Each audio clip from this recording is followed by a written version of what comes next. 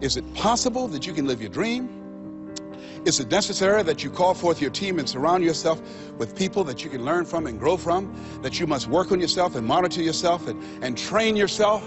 That you've got to begin to take total responsibility for the outcomes that you want to produce in your life? But let us say together with power and conviction, it's hard. Yes, ladies and gentlemen, living a dream, changing your life is hard.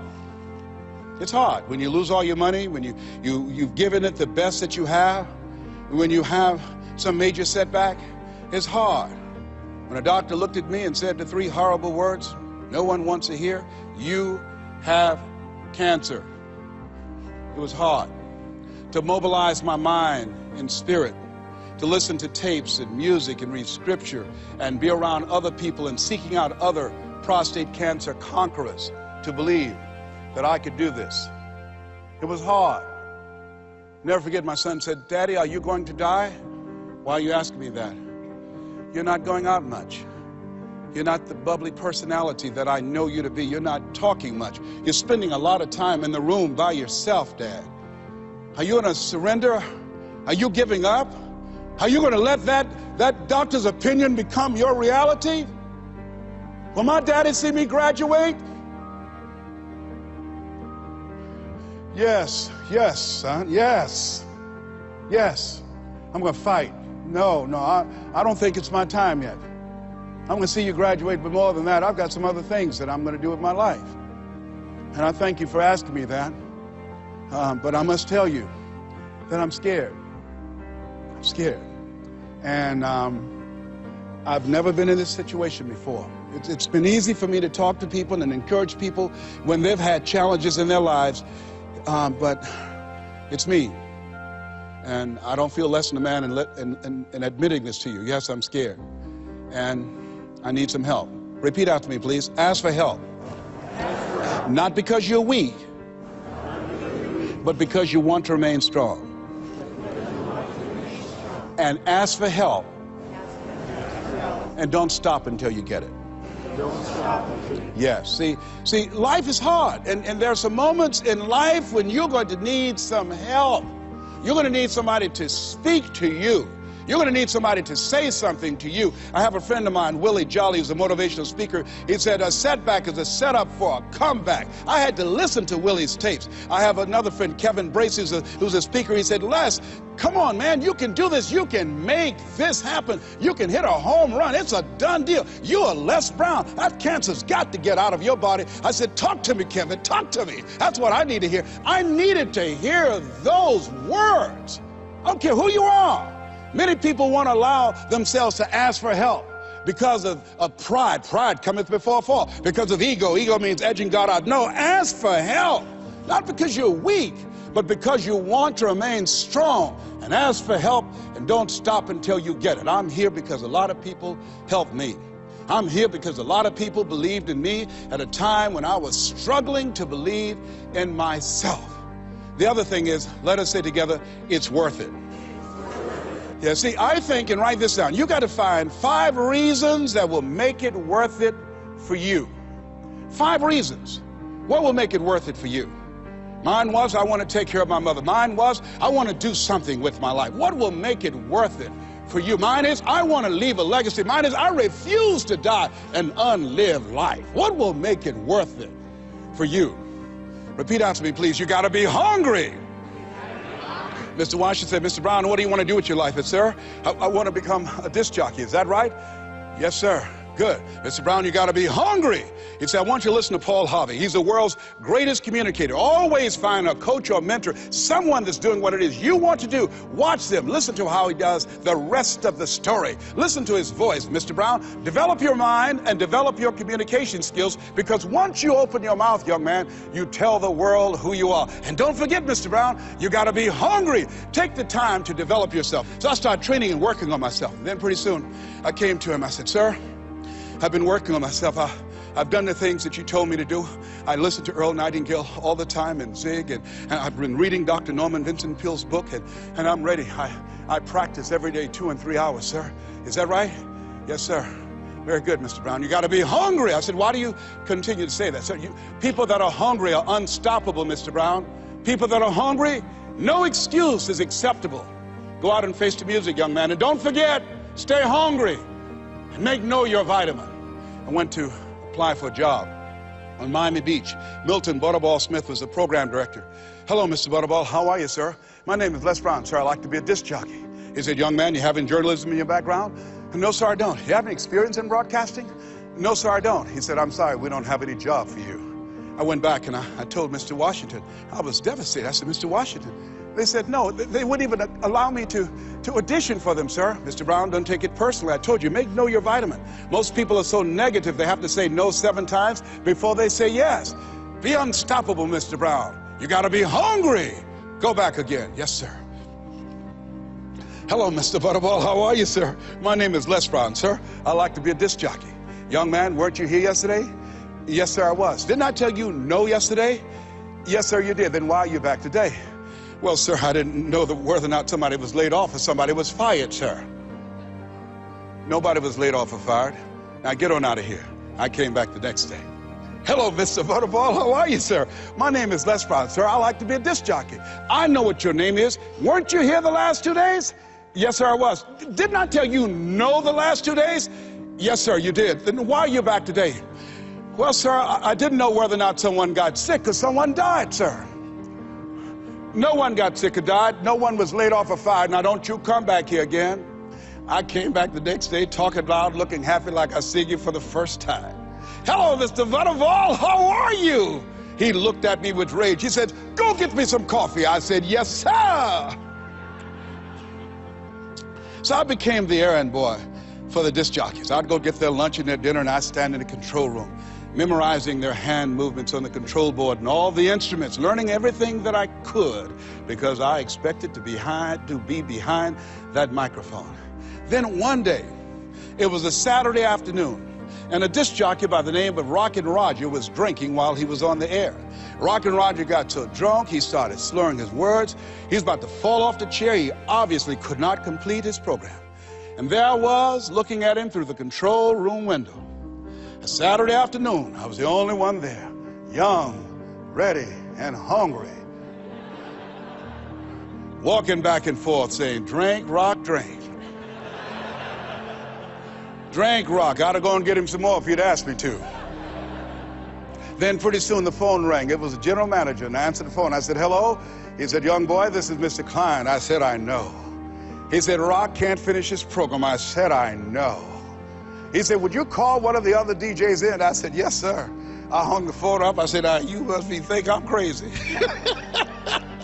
I called my mom and my girlfriend, Cassandra, and said, y'all come out on the front porch and turn up the radio. I'm about to come on air. I waited for about 20 minutes, and I called him back. I said, Mr. Klein, I can't find nobody. He said, young boy, you know how to work the controls? I said, yes, sir. He said, go in there and segue the records, but don't say nothing here. I said, yes, sir. I couldn't wait to get old Rock out of the way.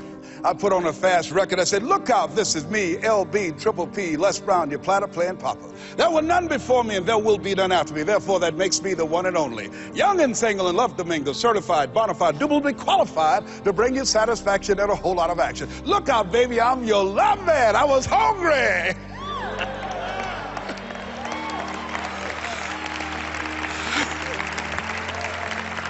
Everybody can transform a kind of inconvenience in a huge advantage. Without any question, and it takes work. Now, there's no question that there are certain situations and structures around the world that don't allow people to dream. You know, I'm doing some work in South Africa right now, Johannesburg, and my first step is to help people to learn how to dream, because they were under apartheid, a form of enslavement that did not make dreaming possible. And there are other places around the world that just like that right now. Yeah. That's destroying people's dreams. And I think that's why we see such global upheaval in terms of many dictatorships, because people are becoming more enlightened. In 2007, Time magazine recognized the computer of the person of the year. And the reason it did, because it gives everyday people access to information that they never had before. And so now people, with that access of information, becoming more enlightened, and it's causing a great deal of disturbance with various types of governments around the world. It's huge. my message in France, and I would like to spread that everywhere, it's you have a dream, it's possible, so take an action now. How can I help people to believe it's possible? It's an ongoing process. The faith comes by hearing and hearing and hearing. That's what my favorite book says. That you have to be an unreasonable person who's not looking at and judging the circumstances such as you see them. Yeah. But you're calling forth those things that be not as though they were. And if you read the book called Change or Die by David Dushman, I will do. he said there's a person who is an unreasonable person who brings a message that it's possible and repeat that message. And there are people who hear that message who are able to relate to it and identify with it. And then they begin to move from and develop a whole approach to life with that new level of enlightenment, that as he speaks or she speaks, it begin to give people a vision of themselves beyond their circumstances and their mental conditioning, and challenging them to begin to embrace some habits that cause them to make some new choices that will help them to carve out and become the architect of their future, as opposed to becoming volunteer victims. Great. You do a lot of speeches all around the world, and you are not the only speaker. A lot of speakers. So, according to you, I'm a trainer. I'm known as a speaker, but my gifting is I started out as a trainer, teaching people how to live their dreams, teaching them how to use their voice and their story and leverage their knowledge to go from being local to being global. That's what my gifting is in. So as a trainer, why there are some speaker or trainer who give only a kind of information, at the end you say, oh, it's interesting, and other speakers like you, according to me, and you feel something and you're not thinking about, oh, it's interesting, but I can do that. I want to take an action. I want to change something in my life. I don't know if it was interesting, but I will change something in my life.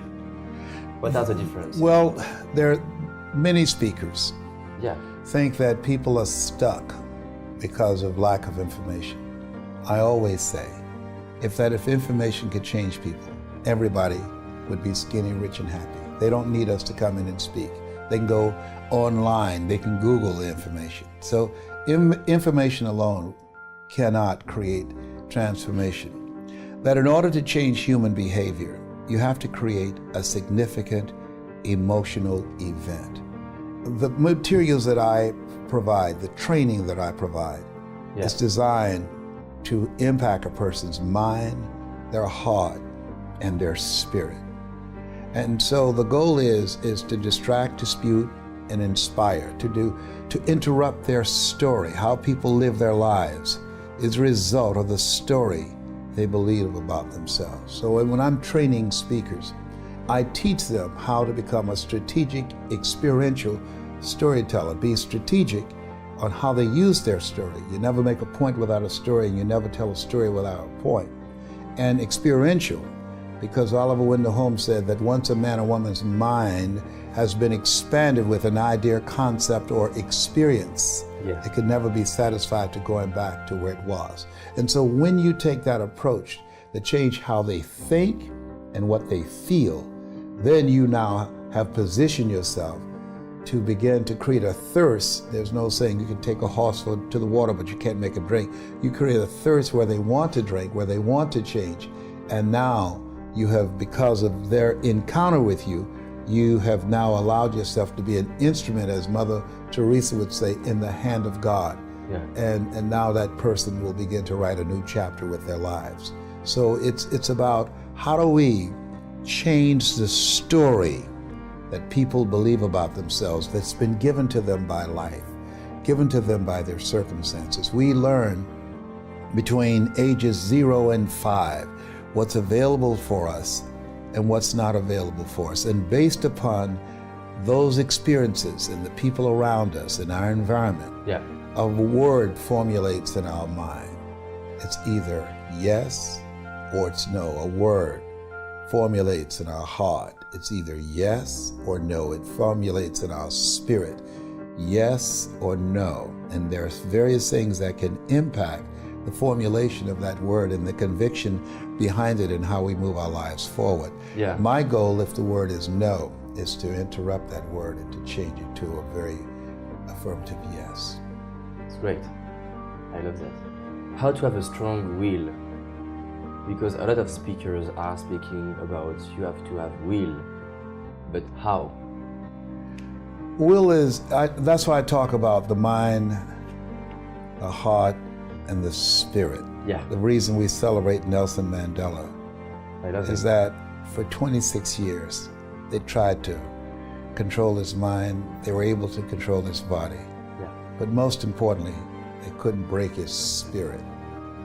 And so that deep down resolve, Yeah. that dimension that's available to all of us was explained to us in the book called Man's Search for Meaning, that Viktor Frankl, that there's a part of us that's always a part of us that's in our hands, that the irreducible essence of who you are, that either you say yes or no, not based upon the circumstances, not based upon the pressure that's applied, but based upon your conviction.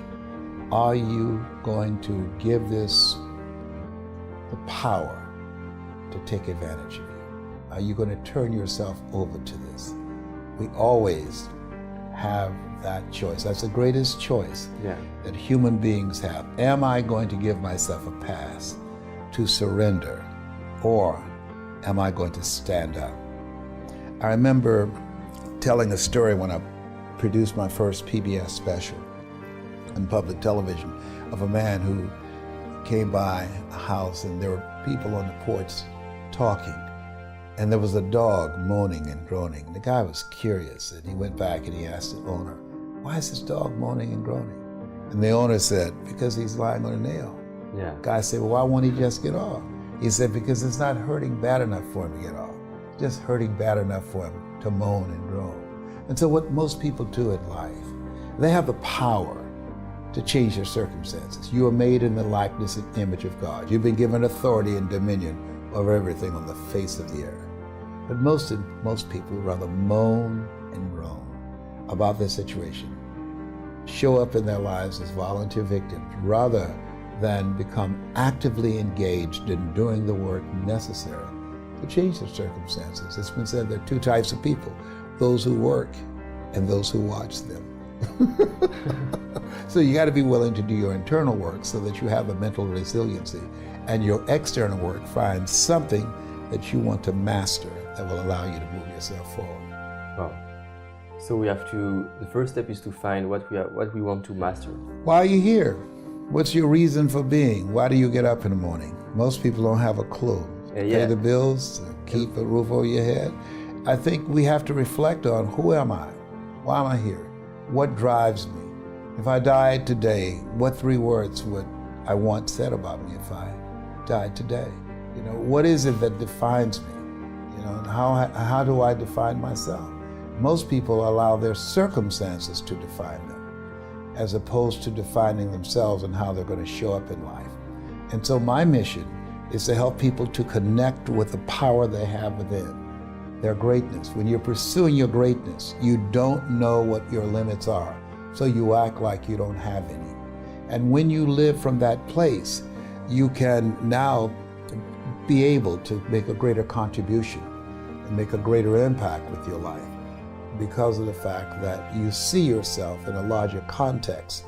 One of the principles, there are 9 principles that we teach of greatness. Yeah. The first one is each of us can achieve far beyond our horizons and in avenues of life we have never explored.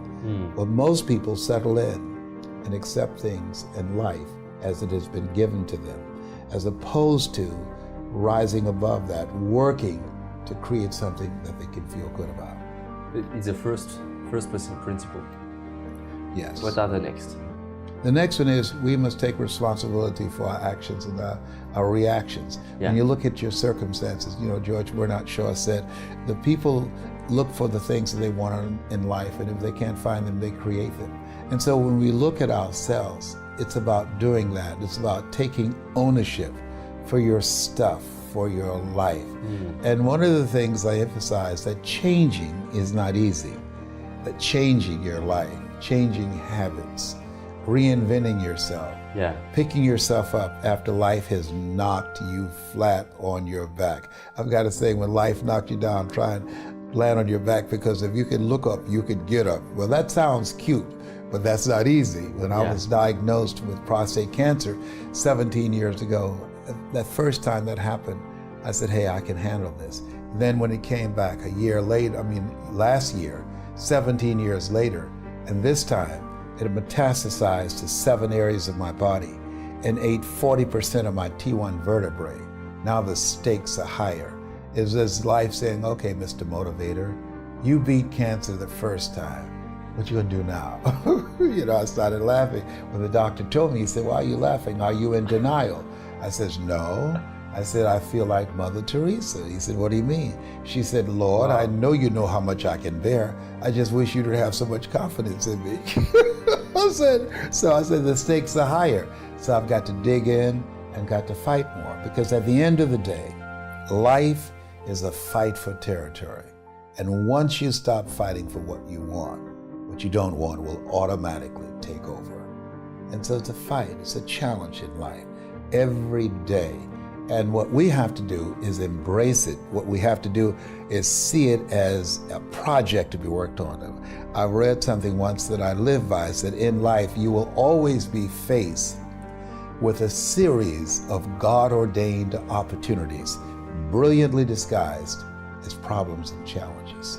And so I see even cancer as a gift, as a God-ordained opportunity. It is a kind of test for you to improve It's a yourself. test, right? No test, no testimony. Yes. Wow. And so you have to be willing to step up and handle it. Anybody can have faith, David.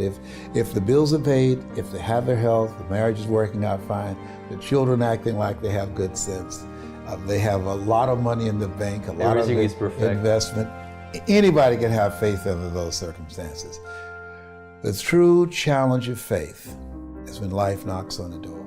The true challenge when you lose your health, or something happens to someone you care about, or you lose your wealth, or some tragedy happens to you. All of us over the next year will experience at least 3 tragedies.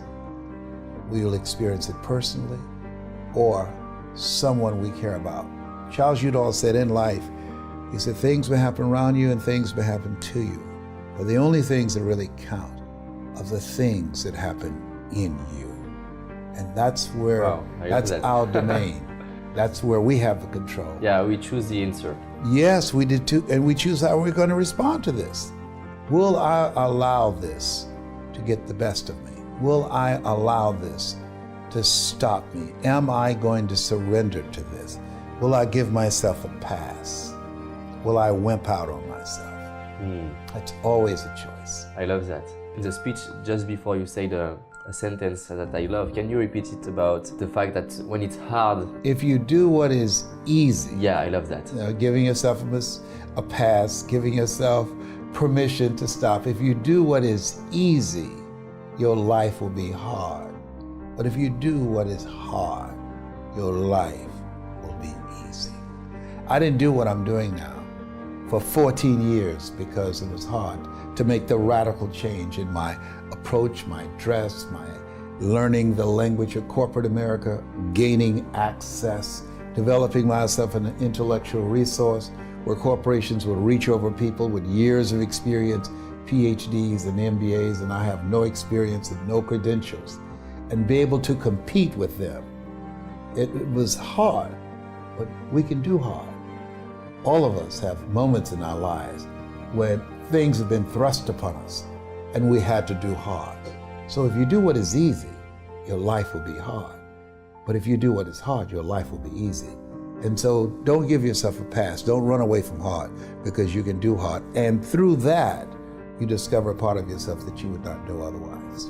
Yeah, you are building your power when you have challenges and when it's hard. Yes, those things only happen through growth experiences, through challenges. If you go to the gym to work out and you don't feel any discomfort the next day, here's what we know: you haven't done anything.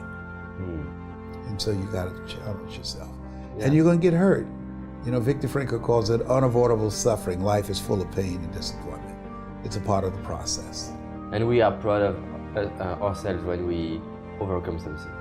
When we overcome things, we discover things about ourselves. No tests, no testimony. No guts, no glory. Yeah. And I was doing a broadcast once, and a guy was coming up and he had crutches. He was coming up to be interviewed by me, and he missed a step and he fell.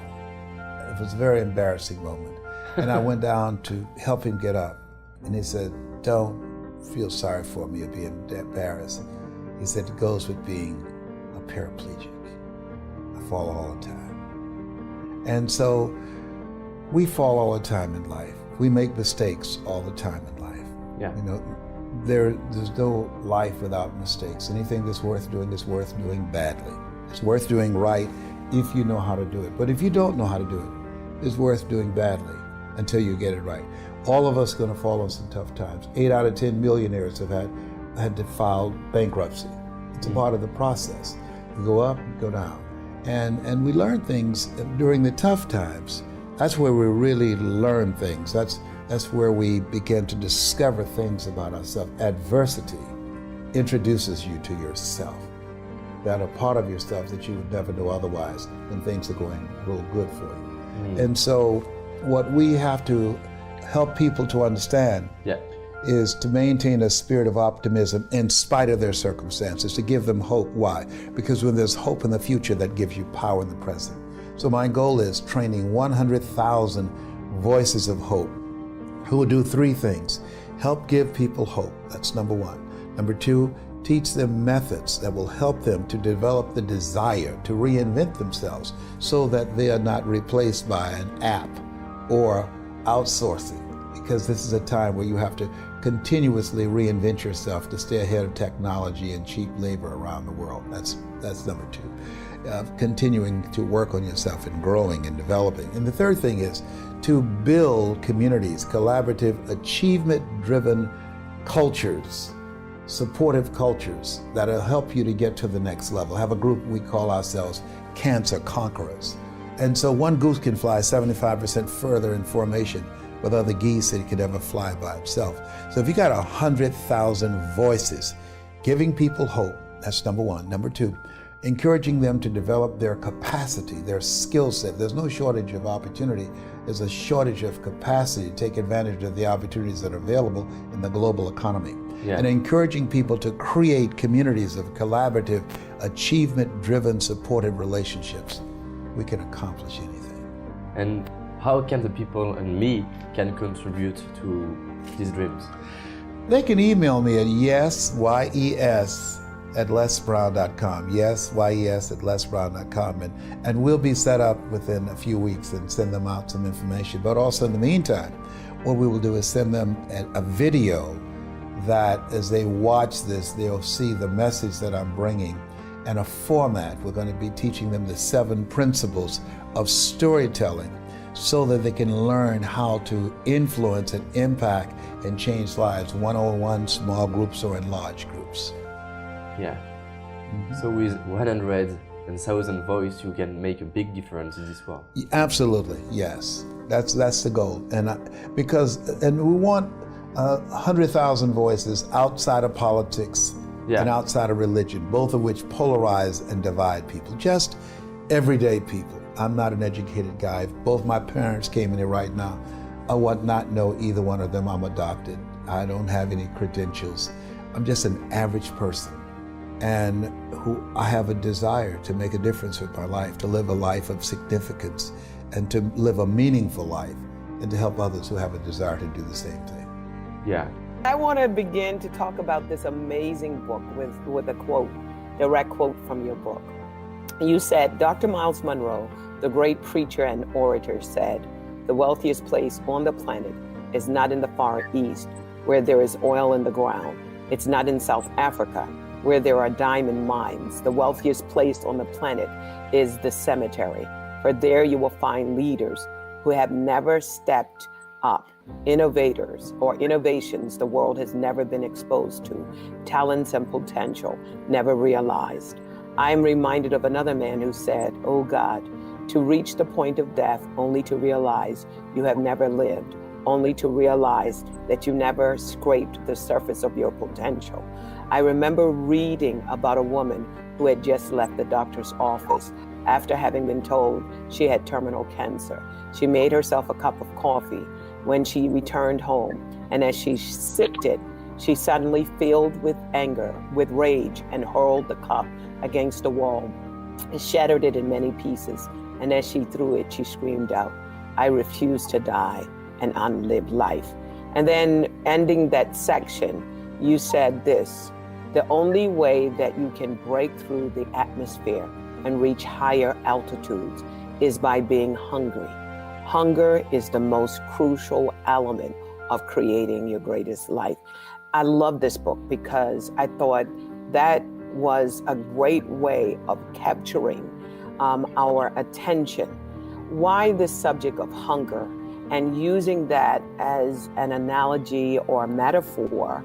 Why did you choose to use hunger as a metaphor for desire? If you are casual about your dream, you will end up a casualty with your dreams. That most people unconsciously die long before they're buried because they don't realize that they have been marginalized, that they live in a culture where they're told more about what they cannot do rather than what they can do. We've been programmed to think in terms of being one-dimensional, of being an employee, of going to college, graduating, getting a job, working for 40 years, expecting to retire on 40%, which wasn't enough in the first place. The 40-40 plan is gone. It's been interrupted. And so, but most people are not aware of that. The great anthropologist, Margaret Mead, was in London, and she was having dinner. So one of the waiters said, "You know, there's several Americans here tonight." And so she said to her guest, "Let me show you something." She said, "Let me know when you serve them dessert, and I'll tell you exactly how many are here." He said, "You couldn't possibly." She said, "Just let me know when you serve them dessert." And so when he left, he came back, he said, "Okay, I've served them dessert." She got up and she walked around and she said, "There are 35 Americans in this restaurant." He looked at the roster, he was shocked. He said, "How did you know that?" She said, "In the UK, when you eat a slice of pie or cake, you eat it from the crust toward the tip. In America, when we eat a slice of pie or cake, we eat it from the tip toward the crust." How do you eat a slice of pie? I eat a slice of pie from the crust to the tip. Yeah, now, so you're an exception because you came up in a British culture. Mm-hmm. Okay? So, but the average American will eat a slice of pie from the tip toward the crust. Mm-hmm. Well, no one told us to do that.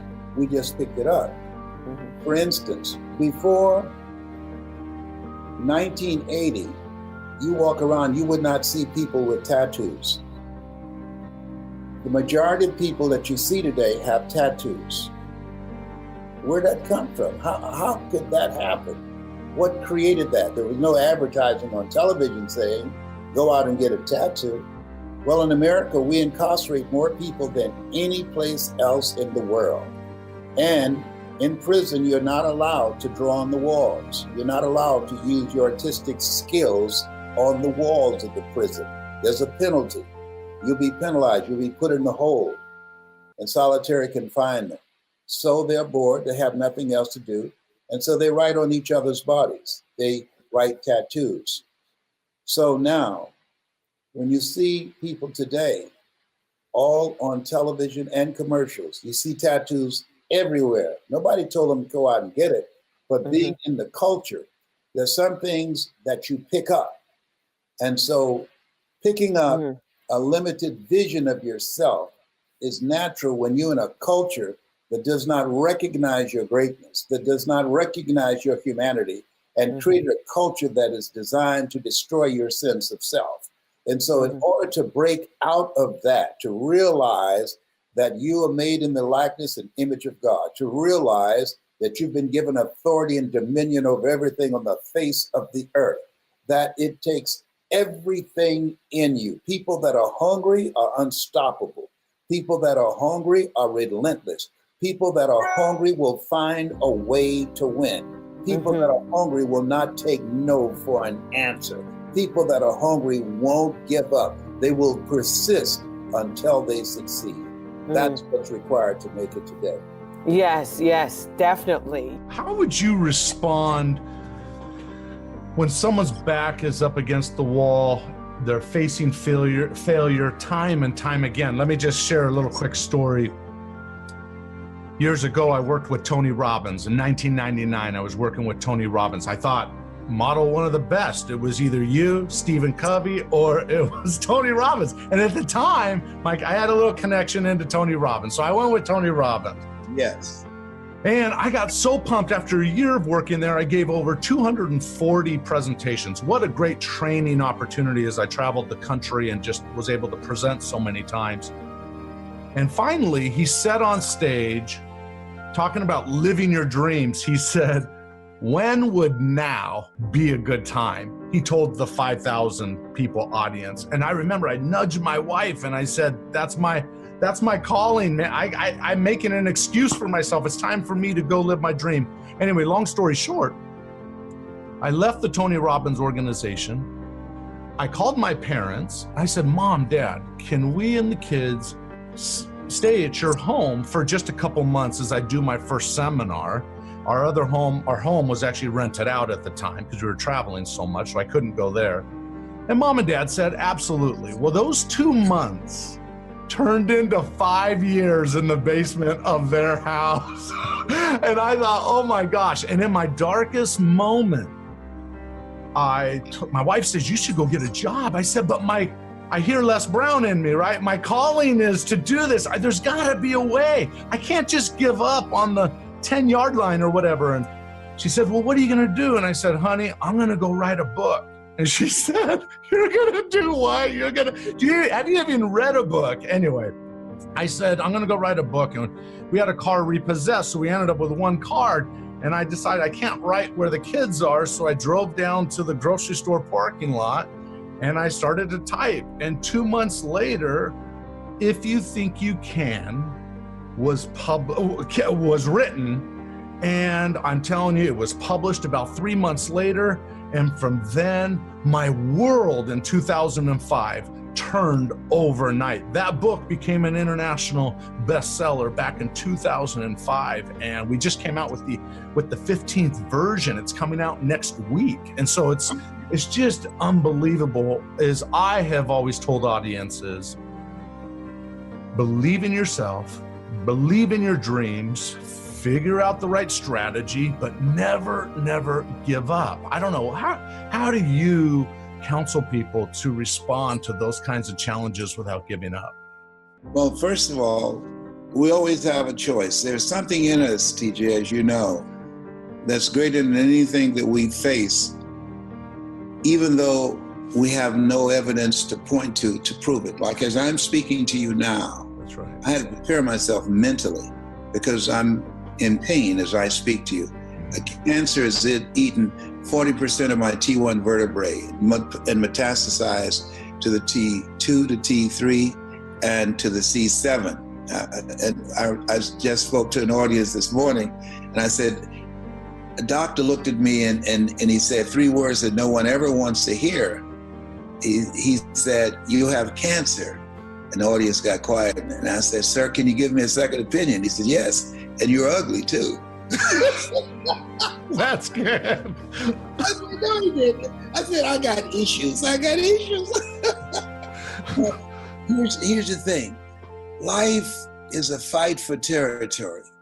And once you stop fighting for what you are, what you don't want will automatically take over. So I could have said, and even now I can say, this pain is just too great. But my affirmation to myself, whenever I'm going through a tough time, and I'm a 27-year cancer conqueror, no matter how bad it is or how bad it gets, I'm going to make it. And I think that people who make it through the storms of life, and we're always going to have storms. Forrest Gump said life is like a box of chocolates. You never know what you're going to get. My book of life says that think it not strange that you will face the fiery furnaces of this world. You will, not you might, you will have tribulations. It's called life. And so what's key is to visualize and see yourself on the other side and hold that vision. He said, I'll give you all your eyes can see. Hold that vision and say to yourself, wow, that came out great. I made it through. I learned some things. Every day for 27 years, I've been saying, I thank God I'm cancer free. And people say, wait a minute, you've been saying that for 27 years. I mean, obviously it's not going to happen. I said, no, that's not true. Number one, I'm still here. Augmandino say, persist until you succeed. Well, just think, 27 years. Look, when will a baby walk? It will walk when it walks. When will it talk? It will talk when it talks, and some talk sooner than others. And so many times we give up out of frustration and lack of patience. And to me, the people that make it through have a series of perseverance, persistence, and patience. And they show up with that every day until they get the desired results that they want. I know, I don't believe, I know that I'm going to be free of cancer, that this is not unto death. There's something that I have to align myself with because cancer cells gone crazy. And so as I'm working on myself and working on the goals and dreams and other areas of my life that I have not resolved yet, that I'm just persistent and I'll keep coming back again and again and again. And as I told my children, even a broke clock is right twice a day. That's one time a brother's going to break through. That is so awesome. Despite the cancer challenge, if you call it a challenge or not, you're still out. Because you get to know things about yourself that you don't know. Yeah, right. That it introduces you to a part of yourself that you're not familiar with, that it helps you to begin to prioritize things and determine what's important, what's not important. There are things that I would get angry about that I just let pass. For instance, I was coming down the sidewalk yesterday when I arrived here in New Jersey, in Philadelphia, and a guy had his luggage on the sidewalk and he saw me coming. All he had to do was just pull his luggage back so that I can come by. He refused to move it. He's standing there with his wife. And so, which meant that I had to move my luggage and carry it into the streets and then get back on the sidewalk. And so he said, good, I'm glad you did that. And I said, thank you. And I got into the car that was waiting for me. And I said to my friend, I said, you know what? There was a time that I'd have whooped his ass. You know, I wanted to look at him at one time. I said, you about to make me lose my mind. Up in here, up in here. I took my stuff on the sidewalk, and that wasn't enough. You wanted to taunt me. You wanted to tease me. You want to act like you punked me out. And I said, but at 74, no, because every emotion, I mean, I laugh a lot. Why? 1 minute of laughter boosts your immune system for over 24 hours. Think about that. 1 minute of laughter boosts your immune system for over 24 hours. So people who are watching us now, after we get through, they will get sick for 20 years. Now, 1 minute of of anger weakens your immune system for 4 to 5 hours. Yeah. So I deliberately don't get angry. I choose not. Anger is a wind that blows out the lamp of the mind. I study psychoneuroimmunology. I know that the thoughts that we have, they create gene expressions. I know it creates a certain type of chemistry in our body that's toxic. And so I can't afford, as a cancer conqueror, to get angry. I choose not to go there. And we always have a choice. And I believe that the type of program that you have, it gives people the mental and emotional and psychological and spiritual muscle to have a clarity of mind to stand back and say, you know what? I'm not going to go there. I'm not going to let this get to me. I'm better than this, and rise above it and move on with their lives. Wow, that's powerful. Thank you for sharing all that.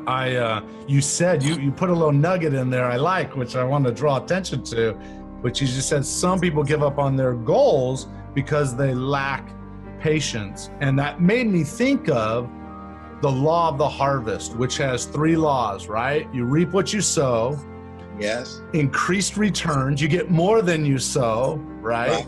And then the third thing is delayed gratifications.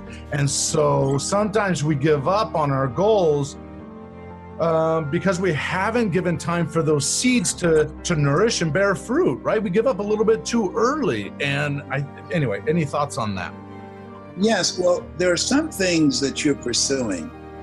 I see that we grow from people and from projects. I'll be a better person at the end of this program because of our communication. We grow from people and projects. And so when we have projects, they challenge us. Why? Because we always, if we want to grow and we're serious, choose projects that's beyond our comfort zone.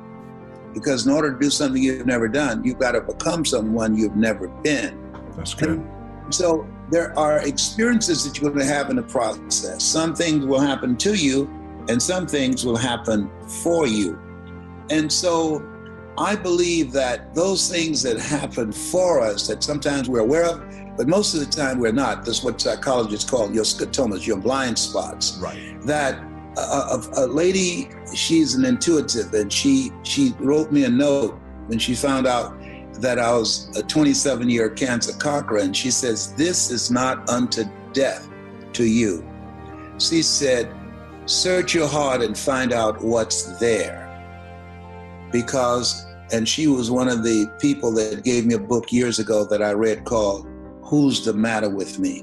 And what I realized, TJ, and this is the first time I ever talked about this publicly, that somewhere in me that I had not consciously recognized that I had anger at my birth mother and father.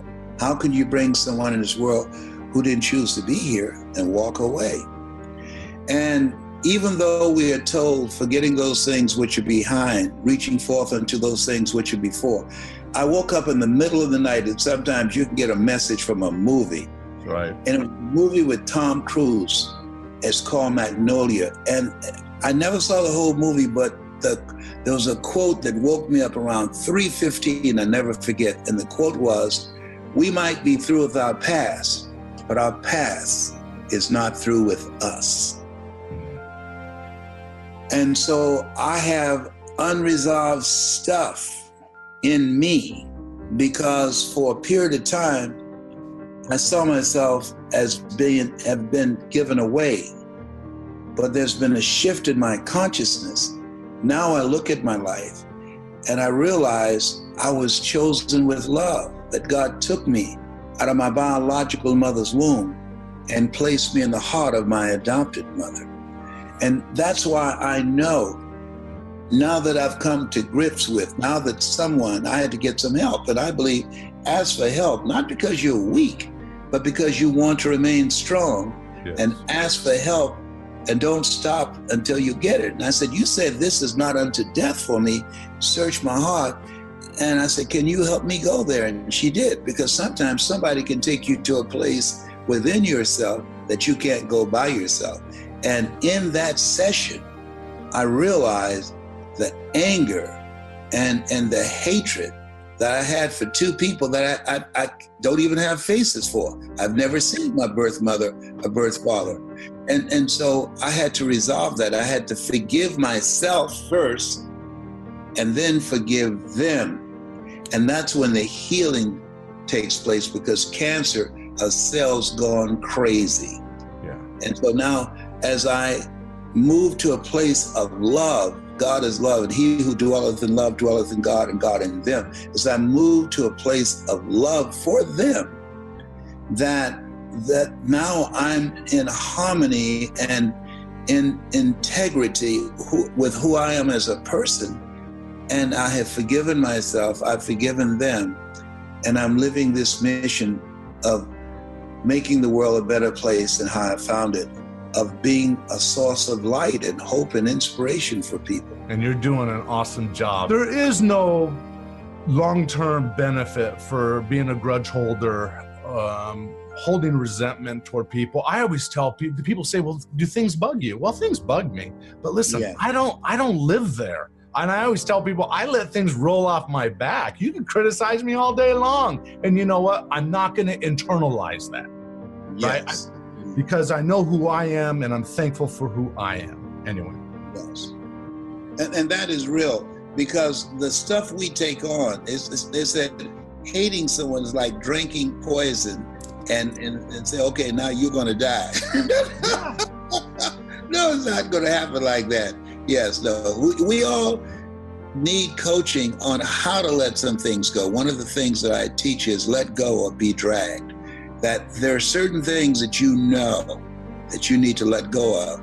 Otherwise, it's going to compromise your power and it's going to drag you down. And it takes time to do that. It does. It does. So in your book, I remember this story. Yes. Such a great book. Anyway, you walked in, I think it was to a junior high or an elementary school, and you said, "There's greatness in this room. If you're here, would you please stand?" Yes. And you had to say it over and over. And then one young person, didn't they stand up and they said, "Here I am. Here I am." And that young man, I'm working with him today. Oh, you're kidding. No, he's been with me since that time. He is an attorney, and he also worked with youth. We go to prisons and juvenile detention centers together. Yes, and he's truly manifesting his greatness. And I'm proud to say I'm one of his mentees, because it's a seesaw relationship. At first, I started out being his mentor, but he has incredible skills with the millennials and with technology that I don't have. Oh. And so he's teaching me how to connect with them and how to use technology to further the work that I have, that I'm doing, and to create non-performance income. So this thing called life, I believe that you're never too old to learn and you're never too young to teach. And he's teaching me, and I'm proud of it. That's awesome.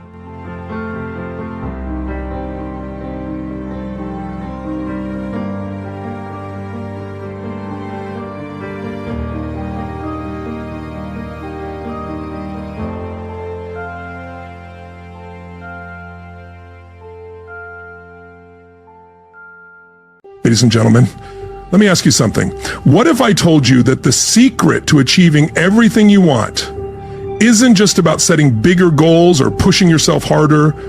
What if the real key to success lies in something far deeper?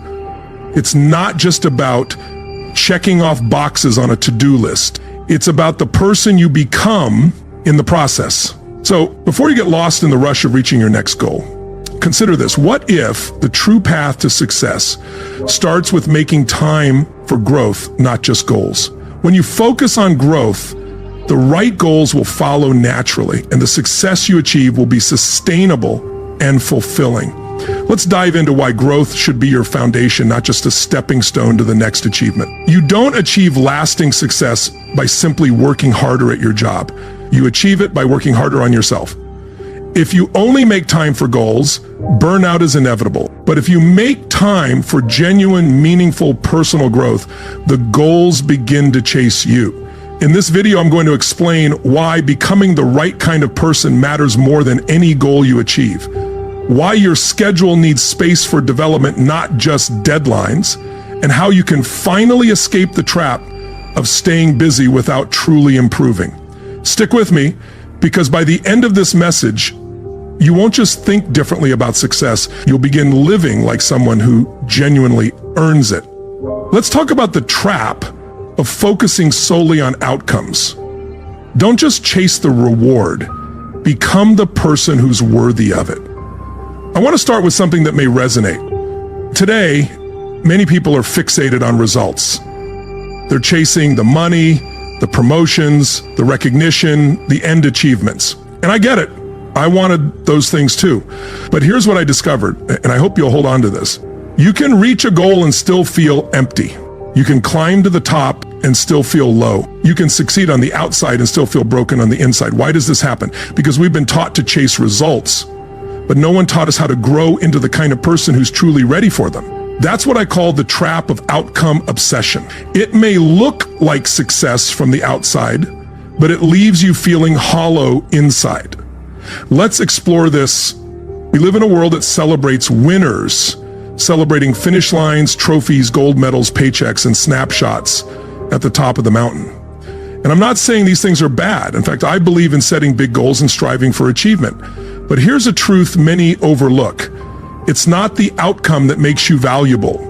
It's who you become along the journey to earn that outcome. Because if you skip the personal growth and somehow end up with the reward, you won't keep it for long, or worse, you'll have it, but it won't hold meaning. Think of it this way.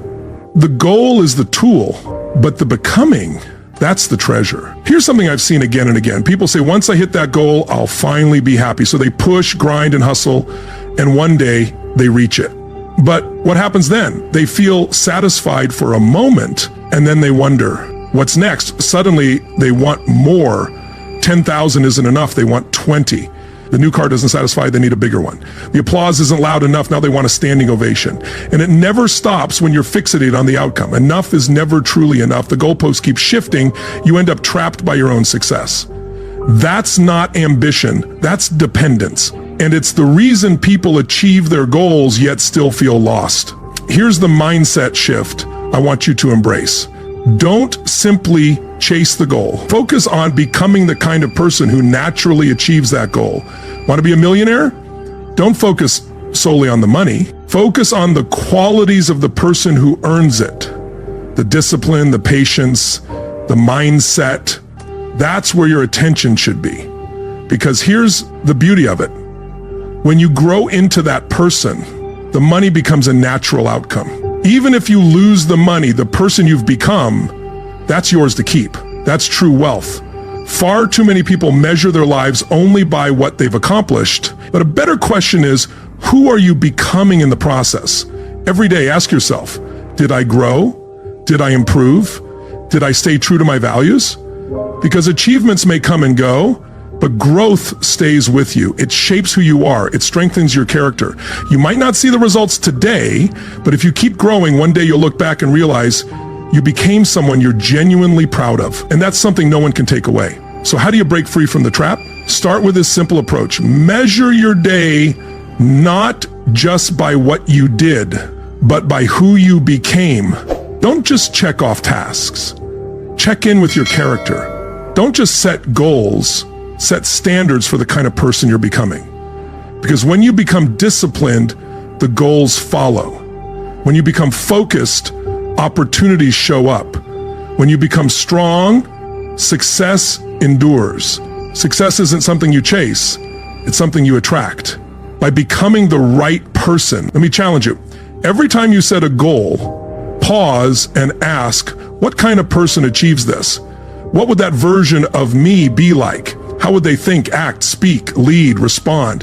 Then start working not just on the goal, but on becoming that version of yourself. Because when you build the person, the goals naturally align. That's the secret many never hear.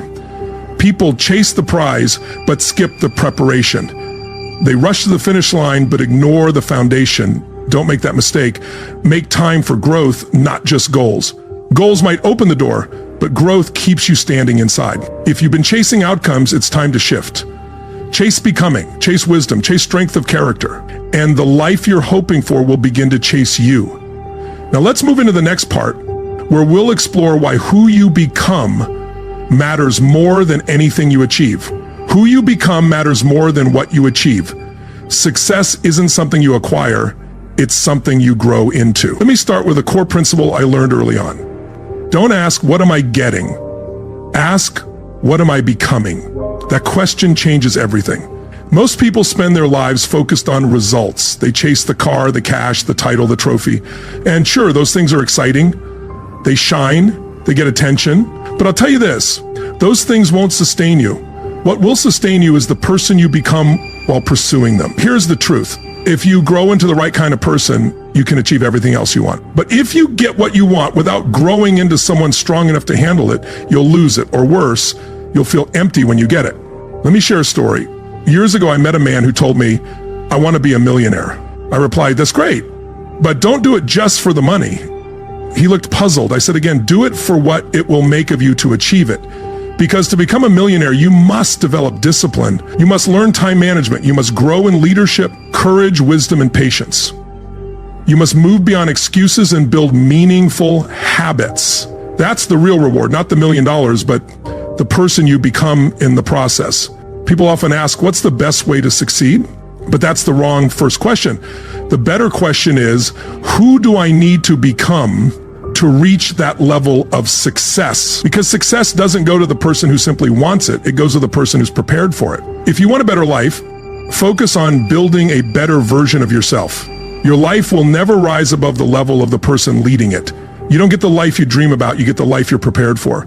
Here's a powerful insight. You don't just work on your goals. You work on your goals feel natural. Think about it. When you become calm under pressure, focused while others are distracted, disciplined while others quit, responsible while others blame, you start attracting success. The goal reflects the inner person. It's not luck. It's character. But here's the danger. If you achieve without growing, you'll undermine your own success. We've all seen it. The athlete who made it big but wasn't mentally ready. The entrepreneur who got rich overnight but lost it all. The person who got the relationship, the promotion, the breakthrough, but couldn't sustain it. Why? Because they focused on achieving but skipped the development. You can fake results for a while, but you can't fake character. And in the end, it's character that carries the weight of achievement. Here's what I've learned. It's not the goal that changes your life. It's the person you must become to achieve it. Want to lead? Become someone others want to follow. Want financial freedom? Become someone who can manage and multiply resources. Want love, respect, trust, purpose? Become loving, respectful, trustworthy, and purposeful. External rewards mirror internal growth. So the real question isn't, what do I want to achieve? It's, who do I want to become? Ask that every day. Let it guide your choices. Let it shape your habits. Let it influence your relationships. Because as you grow, everything around you improves. You'll make better decisions. You'll attract better opportunities. You'll handle setbacks with grace. You'll lead with clarity. You'll live with integrity. And suddenly, success won't feel like a destination. It will feel like a reflection of who you are. Here's what I encourage you to do. Every time you write a goal, don't stop there. Underneath it, write, to achieve this, I must become, and fill in the blank. I must become more focused. I must become more generous. I must become more consistent. I must become more prepared, more intentional, more resilient. That's the real work. The achievement is just a shadow. The person you become, that's the substance. So today, stop chasing what you want. Start becoming what you need. Grow your mindset, grow your skills, grow your standards, grow your courage. Because in the end, it won't be what you achieve that makes you proud. It'll be who you became along the way. And the best part, no one can take that from you. Not the economy, not the critics, not the competition. That's yours for life. Now that we've laid the foundation that who you become is the real reward, let's move forward. In the next section, we'll talk about building a daily routine that prioritizes growth over busyness, depth over distraction, and progress over performance. Because success isn't found in the rush, it's found in the routine. Let's continue. Time management for personal growth. Don't spend major time on minor things. Here's a principle that changed my life. Time is more valuable than money. You can always make more money, but once a minute passes, it's gone forever. That's why managing your time isn't just about completing tasks, it's about becoming the person you're meant to be. Too many people stay busy without becoming anything. They rush from task to task, meeting to meeting, errand to errand. Their calendars are full, but their souls are empty. And here's the truth. Being busy doesn't mean you're growing. Growth only happens when you manage your time with intention. So what's the first step? You must decide that growth matters more than simply getting things done. Most people wake up and ask, what do I have to do today? But successful people wake up and ask, who do I want to become today? That shift from doing to becoming changes how you use every hour. Let's get practical. If you want to grow, you have to schedule time for it. Growth doesn't happen by accident. It doesn't show up while you're scrolling your phone or watching TV. It shows up when you intentionally plan for it, protect it, and treat it like it matters. Because it does. Here's a simple practice. Set appointments with yourself for growth. Yes, real appointments. Like meetings with a boss or client. But this time, the client is you. Block 30 minutes a day to read something that sharpens your mind. Set aside 15 minutes in the morning to journal or write down your goals. Spend 10 minutes before bed reflecting on what you've learned. Turn your commute into a classroom with audiobooks and podcasts. That's how you turn time into transformation. And here's something else. We live in a noisy world. Distractions are everywhere. Emails, notifications, social media, breaking news, endless alerts. If you don't protect your time, someone else will use it for you. So here's a rule I follow. Don't spend major time on minor things. Learn to say no. Say no to time wasters. Say no to endless scrolling. Say no to the things that entertain but don't educate. Safeguard your mornings, safeguard your evenings, turn off what doesn't contribute to your future, because if you're not mindful, the urgent will constantly replace the important. Before long, the day will slip away, along with your progress. Let me remind you of this. Growth doesn't thrive in chaos. Growth happens in routine. It's built in the quiet, consistent moments. It's shaped by repeated practices, intentional breaks, and focused effort. You don't need to do everything. You need to do the right things consistently. So ask yourself, is your calendar packed with activity or filled with intention? Are you setting aside time to think, to learn, to grow, or are you simply reacting to life rather than designing it? Here's the truth. If you don't design your day will end up shaping you, and that rarely leads anywhere good. Now let's talk about energy. Success isn't just about managing time. It's also about managing energy. You might have 2 hours available, but if you're exhausted, distracted, or frustrated, progress won't happen. Treat your energy like a limited resource. Get enough sleep, nourish your body, move regularly, and give your mind rest. That's not indulgence, it's preparation. And preparation drives performance. A tired mind struggles to grow.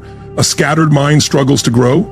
A scattered schedule won't support discipline. Here's something to hold on to. The version of yourself you want to become will only develop if you create space for growth. You won't accidentally grow.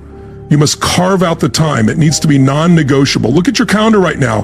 Where is your growth time? Where are the moments you've set aside to step away from the noise and focus on development? If it's missing, put it there. Start small, but start today. Every day without growth is a day you can't reclaim. I'll end this chapter with a simple but powerful challenge. Stop scheduling your life only around tasks and to-do lists. Start scheduling it around the person you want to become. Make time to read, make time to reflect, make time to plan. Make time to challenge your thinking. Make time for stillness.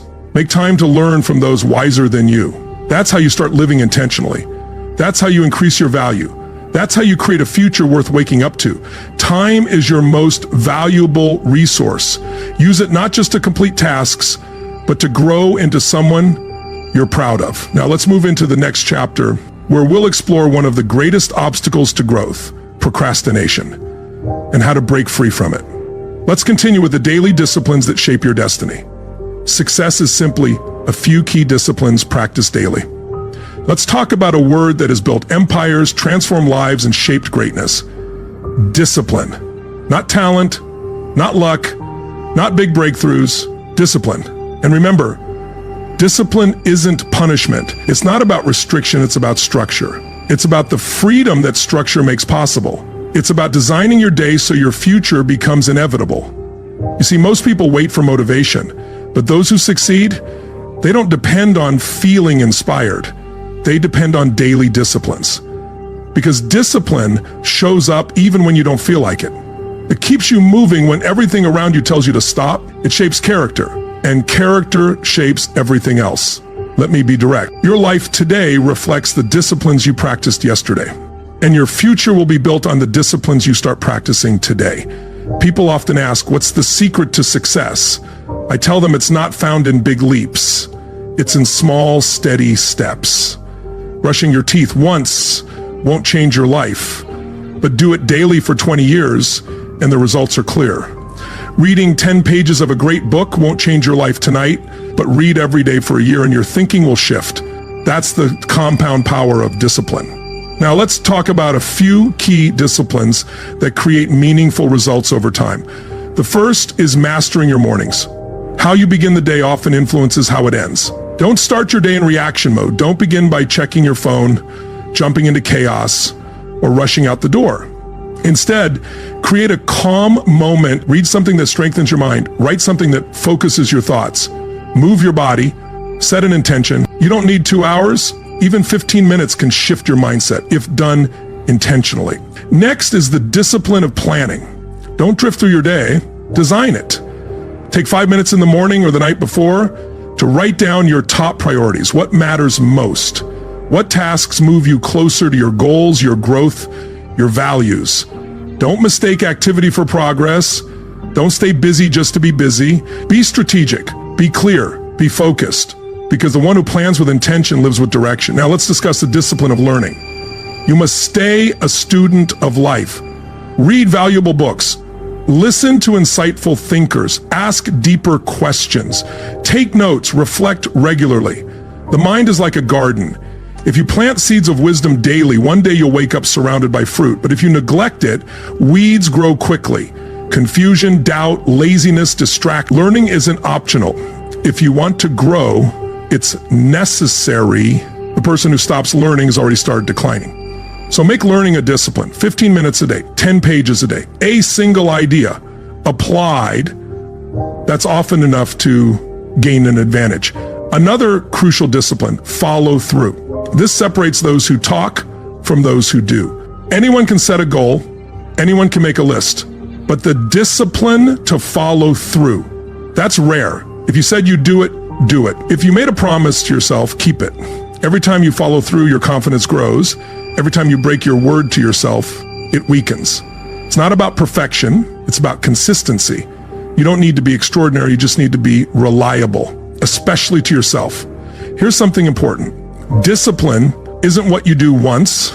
Discipline is what you do every day, even when no one's watching. It's the food you choose, the words you speak, the thoughts you believe, the habits you repeat. These small choices shape your future because success doesn't happen suddenly. It happens gradually, then all at once. It's built in hidden moments, in quiet hours, in actions no one else sees, but you do them anyway. Here's the beauty of discipline. The more you practice it, the more it becomes your identity. At first, it feels hard. It takes effort. It feels unnatural. But over time, it becomes part of who you are. You don't just read books. You don't just go for runs. You become someone who values energy. You don't just plan your day. You become someone who lives with intention. That's how discipline transforms you from the inside out. Let me leave you with this. Don't wait for the big moment. Build the right habits, and the big moment will arrive. Discipline is the bridge between who you are and who you want to be. Every time you act in alignment with your goals, even in a small way, you cast a vote for the future you're building. So start now, start small, and keep going. Read a page, wake up 10 minutes earlier, choose a better meal, say no to a distraction, say yes to your priorities. One day you'll look back and realize your life was shaped by the small disciplines you kept when no one was watching. Daily discipline is destiny in disguise. Now let's move to the next chapter. Building unstoppable momentum to propel your growth forward, one powerful push at a time. When the goal changes, growth remains. The goal can shift, the market can change, the plan can fall apart. But the growth you gain through the process stays with you. The goal may be temporary, but growth is permanent. Life throws curveballs. Business plans crumble, career paths shift, relationships end, the economy flips, and suddenly the target you were chasing doesn't exist. If all you were chasing was the goal, that moment could break you. But if you were focused on growth, you'll bend but never break. The goal may fade, but growth stays with you. Let me share an example. A young man once dreamed of becoming a professional athlete. He trained relentlessly, sacrificed everything, but one injury ended his dream. However, instead of letting that destroy him, he shifted his focus and asked, what did I gain from the journey? The discipline, focus, work ethic, confidence, and resilience he developed became his foundation in a new career where he found even greater success. The real win wasn't the goal. It was the growth that stayed with him. So ask yourself, If what you're chasing disappears tomorrow, would you still be proud of who you became?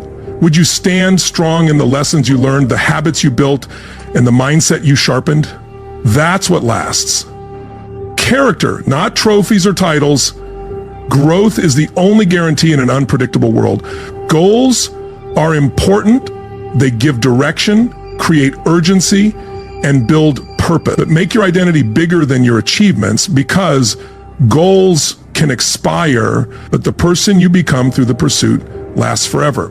Your discipline, wisdom, courage, and patience, those are the assets that you carry into every season of life. Sometimes life shifts the goal, not to punish you, but to prepare you, to show you that the real reward wasn't the outcome, but the becoming. Growth is never wasted, even when the plan didn't work, the number wasn't hit, or you didn't cross the finish line. If you grew, you won. Growth compounds and follows you forward. Perhaps your business didn't succeed, but you learned how to communicate, lead, budget, and sell, skills that make you 10 times more valuable in your next venture. Work harder on yourself than on your job, because even if the job disappears, you remain the asset. When the goal changes, reflect, reset, and refocus on growth. Ask, what did I gain in this season? What did I learn? And take those lessons forward. Cling to your growth, your discipline, your values. Those are your foundation, not the goal. Goals aren't promises.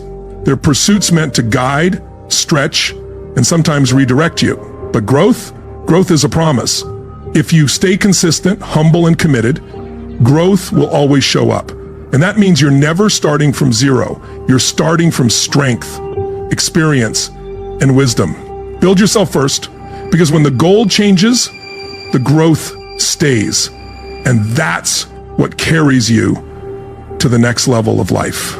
Success isn't something you chase, it's something you attract. You don't need to hustle endlessly or outperform everyone.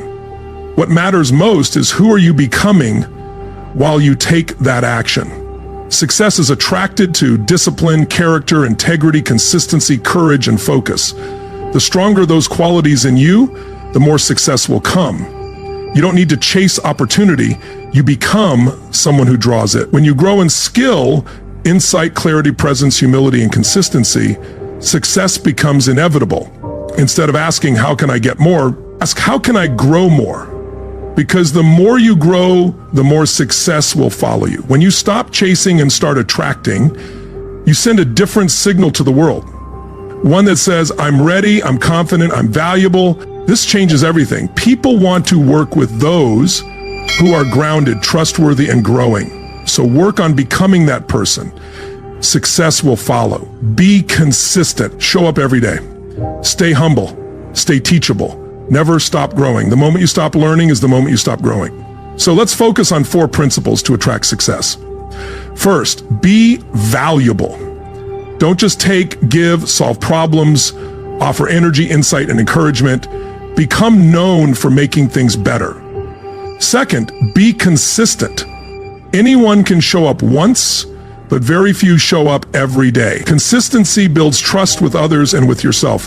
Third, be teachable. Stay open and humble, never think you've arrived. And lastly, be clear on your identity. Don't pretend or perform. Be genuine, strong, and intentional.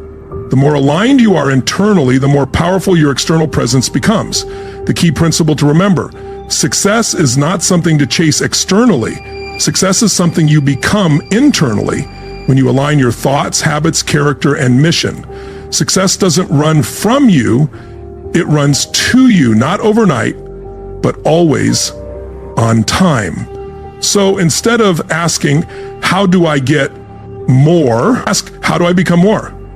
Once you grow into the right kind of person, you'll never have to chase success again. It will recognize you and say, there you are.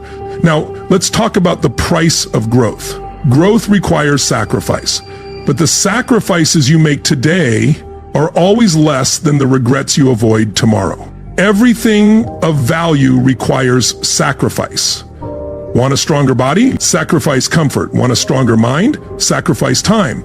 Want financial freedom? Sacrifice short-term pleasure. Want personal growth? Sacrifice your excuses. There is no shortcut. Every step forward demands leaving something behind. This is great news because it means you have a choice. You get to decide what you'll trade And if you trade wisely, the return is worth far more than what you gave up. Sacrifice doesn't mean suffering. It means investment. It means prioritizing growth over comfort.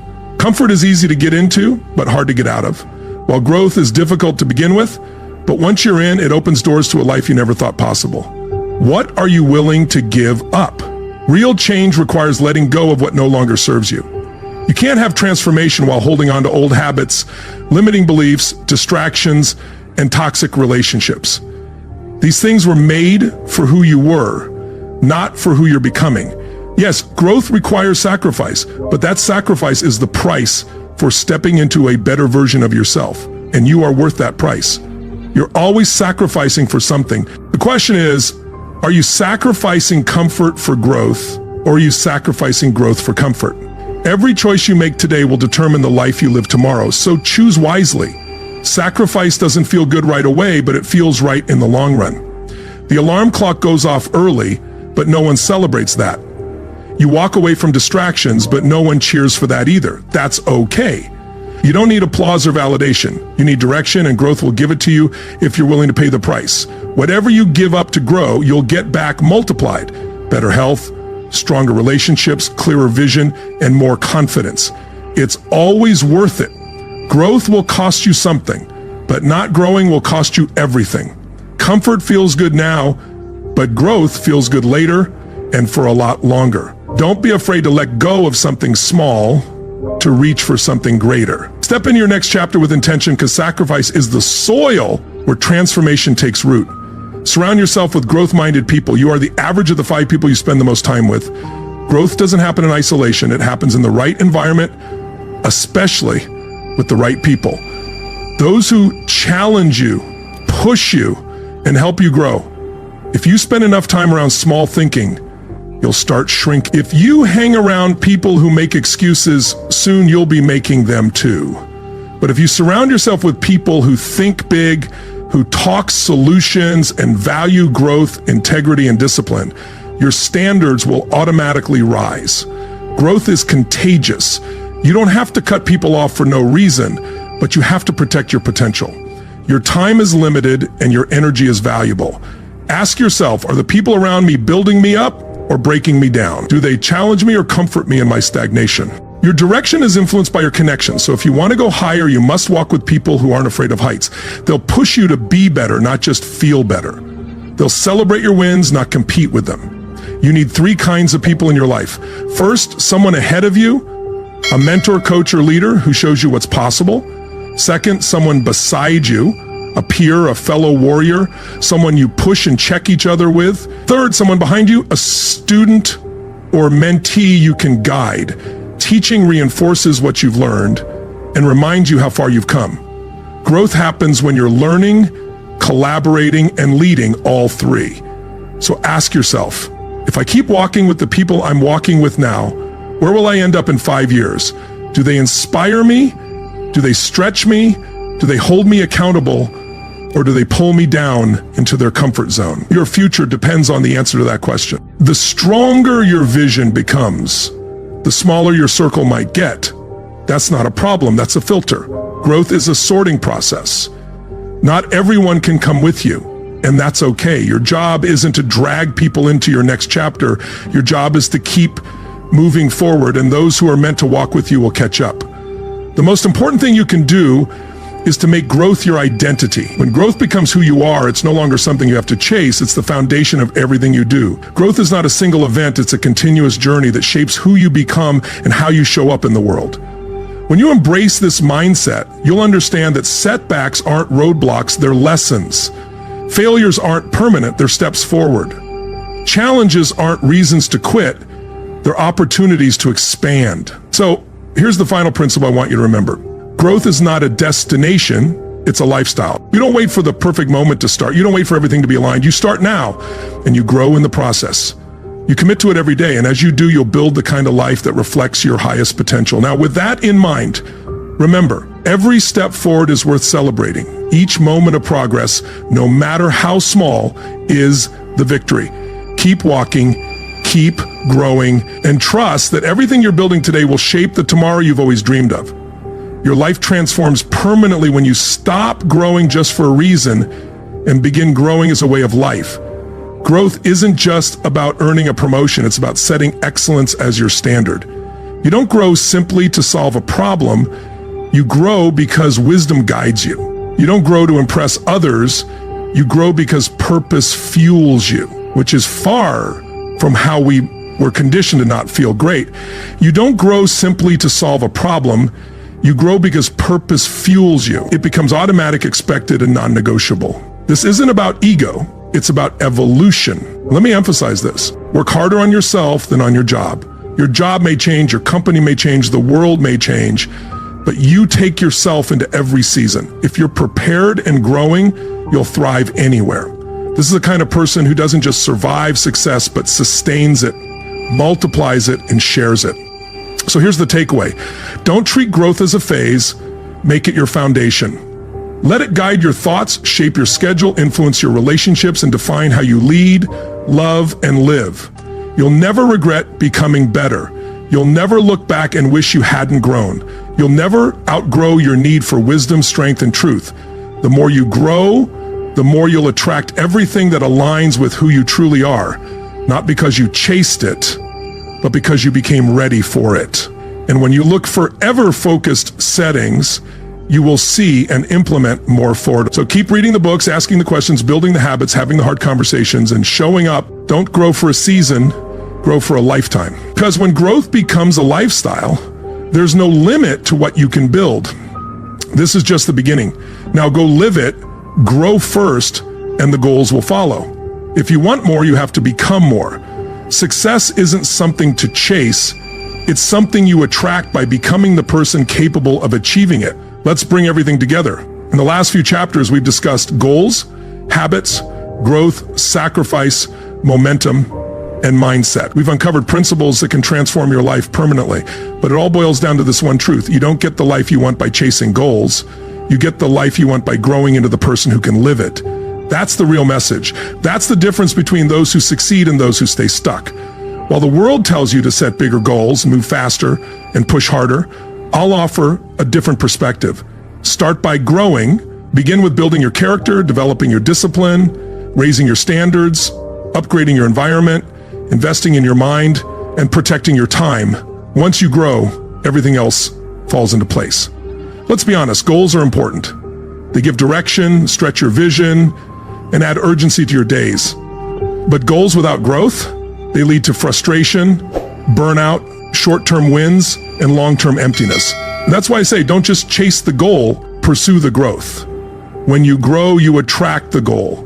You become the person who can handle it, and you build a lasting version of success. Here's what I know about you, because you've made it this far. You're not looking for surface-level success. You're not after hacks, hype, or shortcuts. You're building something deeper, something solid, something that lasts. You're becoming the kind of person who doesn't just succeed from time to time, but lives successfully from the inside out. And that means you've already won. It's deciding to grow consistently, intentionally, every single day. That decision changes everything. So what now? Keep going. Keep building your disciplines, refining your thinking, surrounding yourself with the right people. Keep choosing progress over perfection, honoring the process, even when it's slow, even when it's quiet, even when no one's watching, because that's where transformation happens. That's where your future is formed. And always remember, success is something you attract by the person you become. If you want more, become more. If you want a better life, build a better you. If you want your goals to chase you, grow into someone who attracts them. Growth first, and the goals will follow. That's the path, the promise, and the kind of life worth living. Growth isn't just a means to an end. It's the foundation for everything you want to achieve. When you focus solely on reaching goals, you may find yourself burning out or falling short. But when you make growth your priority, the goals become a natural byproduct of who you've become. So before you dive into the pursuit of your next goal, ask yourself, are you growing in the right ways? Are you building the habits, mindset, and discipline that will set you up for lasting success? Truth is what enables you to sustain your achievements, multiply your impact, and attract opportunities you might never have anticipated. If you're ready to take your life to the next level, don't just chase goals, make time for growth. because the person you become along the way will not only achieve your goals, but will also redefine what's possible for your future.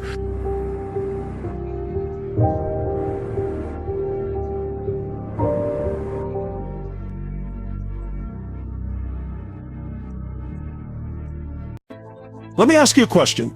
Have you ever felt like no matter how hard you try, people still misunderstand you? You explain, you defend, you justify, and yet they still see you through their own broken lens. What if I told you that the key to your freedom, the key to your success, and the key to your next level isn't in them understanding you, but in you understanding who you really are? Because here's the truth. When you stop trying to fix people's perceptions and you start focusing all that energy back into your growth, something incredible happens. The right people start showing up. The right opportunities align. And suddenly, life shifts in your favor. Today, I'm going to share with you the 10 most powerful principles that will not only transform the way you see yourself, but transform the way you move through the world. And I promise you this, if you stay with me until the end, you'll never again waste your life trying to convince the wrong people. Instead, you'll be unstoppable in attracting the right ones. So let's dive in. Your peace is more valuable than their approval is not just a phrase, it's a way of life, a standard you must set if you're going to truly rise above the noise of the world. Think about it. How many times in your life have you traded your peace of mind just to win someone's approval? You bit your tongue, you betrayed your truth, you tolerated what you knew you should have walked away from because deep down you wanted to be liked, accepted, validated, and the cost of that, you lost yourself in the process. The truth is, approval is one of the most fragile currencies you can ever chase. People change their minds, their moods shift. One day they're clapping for you, the next day they're criticizing you. One moment they love you, the next they disappear. If your life is anchored on their approval, you will always be tossed around like a ship in a storm. But if you anchor your life on your peace, on your clarity, on your alignment, on your vision, nothing can shake you.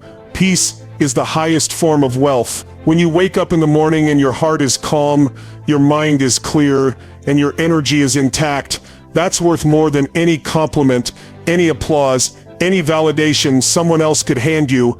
Approval feels good for a moment, but peace sustains you for a lifetime. And the dangerous part about living for approval is that it never ends. You get it once, you want it again. You get it from one person, you want it from another. It's like drinking salt water.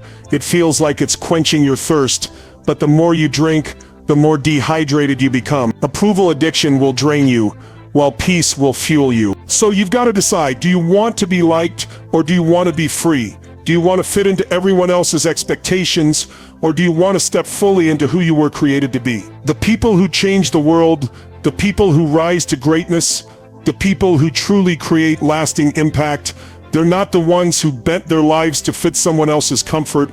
They're the ones who trained themselves to protect their peace above all else. They understood that the cost of peace is far less than the cost of chasing approval. Here's what happens when you prioritize peace. You stop over-explaining yourself. You stop overthinking. You stop begging people to see your worth. You start trusting yourself. You start valuing your time. You start choosing environments and relationships that match your vision. And most importantly, you begin to attract the right people. The ones who don't require you to shrink, to hide, or to compromise. Approval will come and go, but when you live in peace, you carry stability inside you. Nobody can take that away. Now let's shift.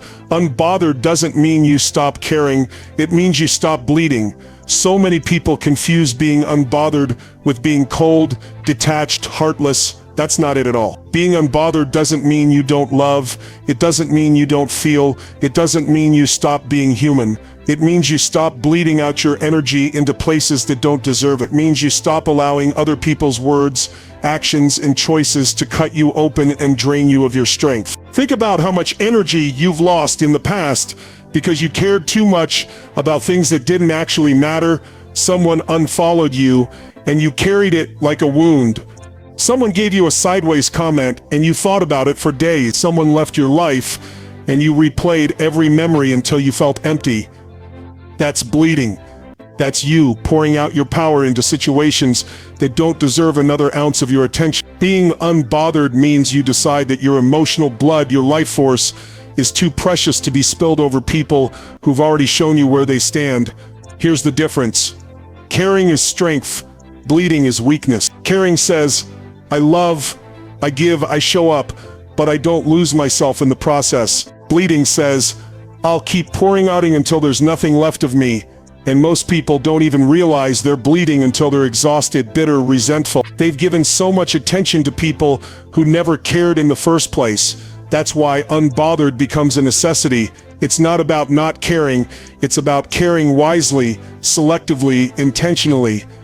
To be unbothered, you must train yourself to rise above triggers. Someone says something negative, fine, that's their energy, not yours. Someone tries to pull you into drama, you let them keep it, because drama is a tax you don't pay anymore. Someone leaves, you don't chase, because if they can walk away, they weren't built to stay. Being unbothered is emotional discipline. It's you saying, I will not allow the outside world to dictate my inner state. That's real power. Unbothered people are not numb, they're focused. They care deeply, but they care where it matters. They don't waste their energy bleeding for ghosts. They don't waste their nights replaying conversations. They don't waste their future obsessing over the past. They keep moving, they keep building, they keep choosing themselves. And because they protect their energy, they always have more to give to their vision, to their loved ones, to their purpose. You have to recognize that life will always present you with opportunities to bleed.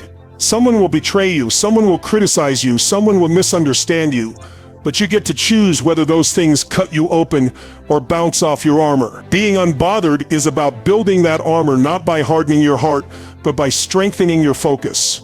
When you know where you're going, when you know who you are, when you know what matters, you stop leaking energy on what doesn't. So the challenge is this: stop bleeding for what's beneath you. Stop bleeding for people who wouldn't bleed for you. Stop bleeding for situations that don't deserve another drop of your attention. Care where it matters, love fully where it's aligned. Show up wholeheartedly where it matches your vision. Everywhere else, stay unbothered. Some people are chapters, not the whole book, and that realization alone can set you free if you let it. The problem is, most of us don't. We expect every person we meet, every friend we grow close to, every relationship we invest in to last forever. We attach permanence to people who were only meant to play a temporary role in our lives. And when they leave, when the story shifts, when the chapter closes, we act like the book is over, but it isn't. The book is still being written. The story is still unfolding. And those people, as important as they seemed in the moment, were never the ending. They were simply a part of the process. Think about your favorite book, your favorite story. Every chapter has its own characters, its own scenes, its own conflicts. But you don't cling to one chapter forever. You move through it because you know there's more ahead. In life, some people show up to teach you something, to reveal something in you, to prepare you for something bigger. Their role is significant, but not permanent. They may bring love, they may bring pain, they may bring both, but they're there for a season. And once their role is fulfilled, the chapter closes. The tragedy is not that they left. The tragedy is when you refuse to turn the page. Every time you hold on to someone who was only meant to be a chapter, you trap yourself in a story that has already ended. You reread the same lines, relive the same moments, and wonder why your life feels stuck. It's because you're gripping the pages so tightly that you can't flip forward. In the future, the growth, the breakthroughs you've been asking for, they're waiting for you in the next chapter, not in the one you keep replaying. You must understand that letting go doesn't erase what was. That chapter is still part of your story and always will be. It shaped you, it taught you, it grew you, but it's not the whole book. Some of you are still defining your entire identity based on a relationship that ended years ago, a betrayal that happened a decade ago, a friendship that dissolved, a season that expired, and as long as you do that, you shrink your entire story to a single chapter. The people who truly live free, who keep growing, who keep expanding, are the ones who accept this truth. Not everyone is meant to stay for the whole ride. And that's not failure, that's life. That's the design. Think about it. Teachers don't stay with you forever. They enter, they teach, they exit. The same is true of many relationships. They arrive, they play their role, and when the time is done, they exit. You don't curse the teacher for leaving the classroom once the lesson is over. You thank them and you move forward. You carry the lesson, not the loss. The moment you stop demanding permanence from temporary people, you free yourself. You stop feeling betrayed every time someone leaves. You stop feeling abandoned every time someone doesn't stay. You begin to see people as they are, not as you wish they would be. And that perspective is powerful because it keeps you from being bitter. You stop labeling people as villains simply because their role in your story came to an end. They weren't villains, they were chapters, and those chapters prepared you for the masterpiece you're still writing. Now understand this. Carrying dead weight keeps you from your next level. Nothing will slow you down more than dragging what's no longer alive into your future. And yet that's exactly what most people do. They carry relationships that are long over. They carry resentment from old betrayals. They carry identities that no longer fit, and then they wonder why they feel so heavy, so drained, so unmotivated. It's because they're not walking into their future, they're dragging their past. Picture this. You're climbing a mountain, and on your back is a bag filled with rocks. Each rock represents someone you won't let go of, something you refuse to release, a story you refuse to move past. Every step you take is harder, not because the climb is impossible, but because you're carrying too much unnecessary weight. And here's the thing, the mountain doesn't care. The climb won't flatten itself just because you refuse to drop the bag. You either let go of the rocks or you exhaust yourself and give up before you reach the peak. That's what happens when you carry dead weight. You kill your own progress. Dead weight can be people who don't believe in you, who drain you, who criticize everything you do. Dead weight can be the old version of yourself that you keep trying to revive instead of stepping into who you're becoming. Dead weight can be the resentment you nurse, the bitterness you hold, the regrets you replay. Whatever it looks like, the result is the same. It slows you down. It keeps you stuck at the level you've already outgrown. You've got to ask yourself right now, what am I still carrying that has already expired? Who am I still dragging with me that doesn't belong in my future? What stories am I still telling myself that are no longer true? Because every step you take toward your future while clinging to dead weight is a contradiction. You can't build a new life while clinging to old baggage. You can't soar while clutching anchors. You can't rise while refusing to release. And here's the truth most people don't want to face. Sometimes you're not tired because your dream is too big. You're tired because your load is too heavy. You're not broken. You're just overloaded. You're not unworthy. You're just carrying people and pain that were never meant to go where you're headed. The heaviness isn't a sign that you can't. It's a sign that you must let go. When you release dead weight, everything changes. Suddenly, you move faster, lighter, freer. Your energy returns. Your clarity sharpens. Your motivation reignites.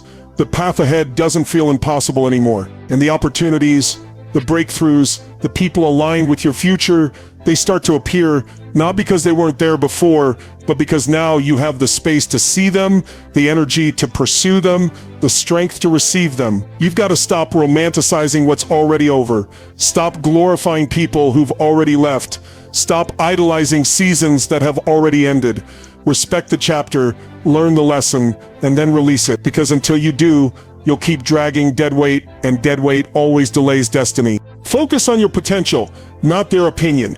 Because if you build your life on the shifting sand of what other people think, you will never know what you are truly capable of. Most people spend their lives managing impressions instead of mastering their potential. They shape their decisions around how it will look, what people will say, whether others will approve, and in doing so, they sabotage the very power that was placed inside of them. Your potential is limitless, but opinions are cheap, and the tragedy is that most people surrender their future to the noise of those opinions.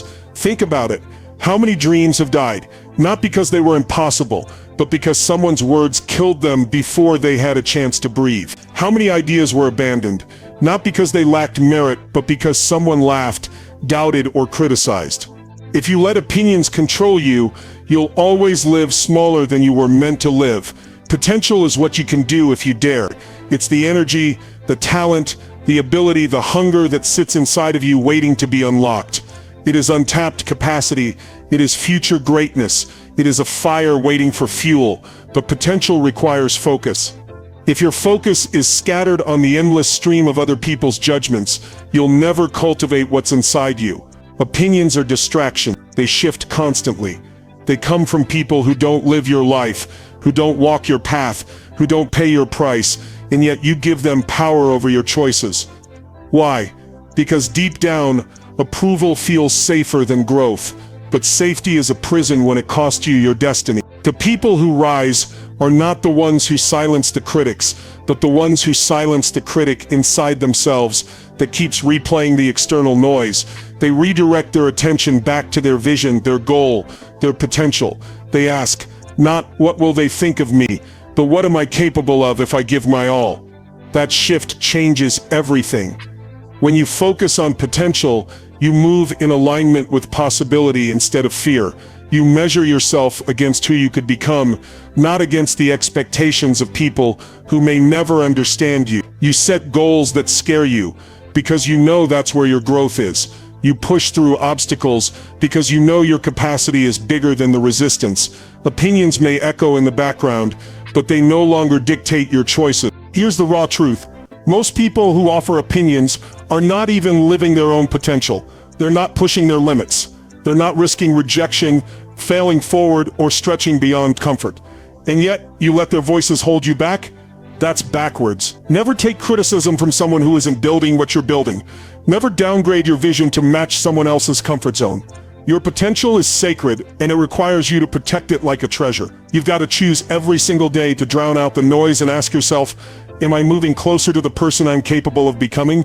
That's the only measure that matters. Now hear this. Release the need to be validated by others. Because as long as you crave validation, you will always be a prisoner. Validation feels good, but it's a drug. It hooks you, it conditions you, it makes you dependent on something outside yourself to feel worthy, and that dependence will destroy your freedom. Validation tells you, I matter because they said I matter. True power tells you, I matter because I am alive, because I have purpose, because I am here.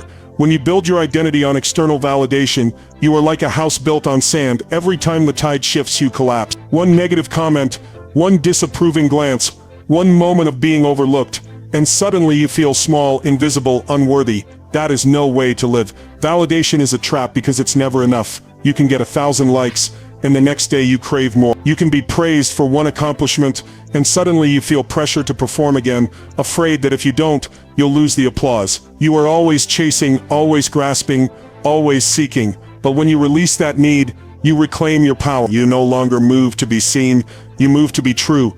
You no longer chase recognition, you chase alignment. You no longer shrink or stretch to fit someone else's box. You expand into your full self without apology. Releasing the need for validation doesn't mean you ignore feedback or reject love. It means you stop letting it define you. You stop needing it to prove your worth. You can receive it with gratitude, but you don't depend on it. You no longer crave it like oxygen because you've learned how to breathe on your own. This is freedom, living from the inside out, not the outside in. Living anchored in your vision, your values, your identity, not swayed by the highs and lows of public opinion. The irony is that once you stop needing validation, you often attract more respect because people can sense authenticity. They can feel when someone is grounded, unshaken, unbothered by whether they're approved or not, and that energy is magnetic. But the real gift isn't the respect, it's the peace. The peace of knowing that you no longer have to audition for acceptance, that you no longer have to perform for love, that you no longer have to be anyone but yourself. When you're free from validation, you can take risks without fear of looking foolish. You can create without fear of being judged. You can speak without fear of being silenced. You can walk away from people, places, and situations that don't serve you because you're no longer desperate to be chosen by them.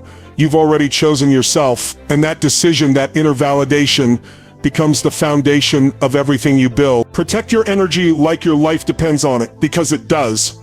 Energy is the currency of your existence. Every action you take, every thought you dwell on, every person you allow into your space either deposits energy into you or withdraws it. And most people live as if their energy is limitless, as if they can give it away freely without cost, as if they can spend it on negativity, gossip, conflict, and chaos and still have enough left to pursue their dreams.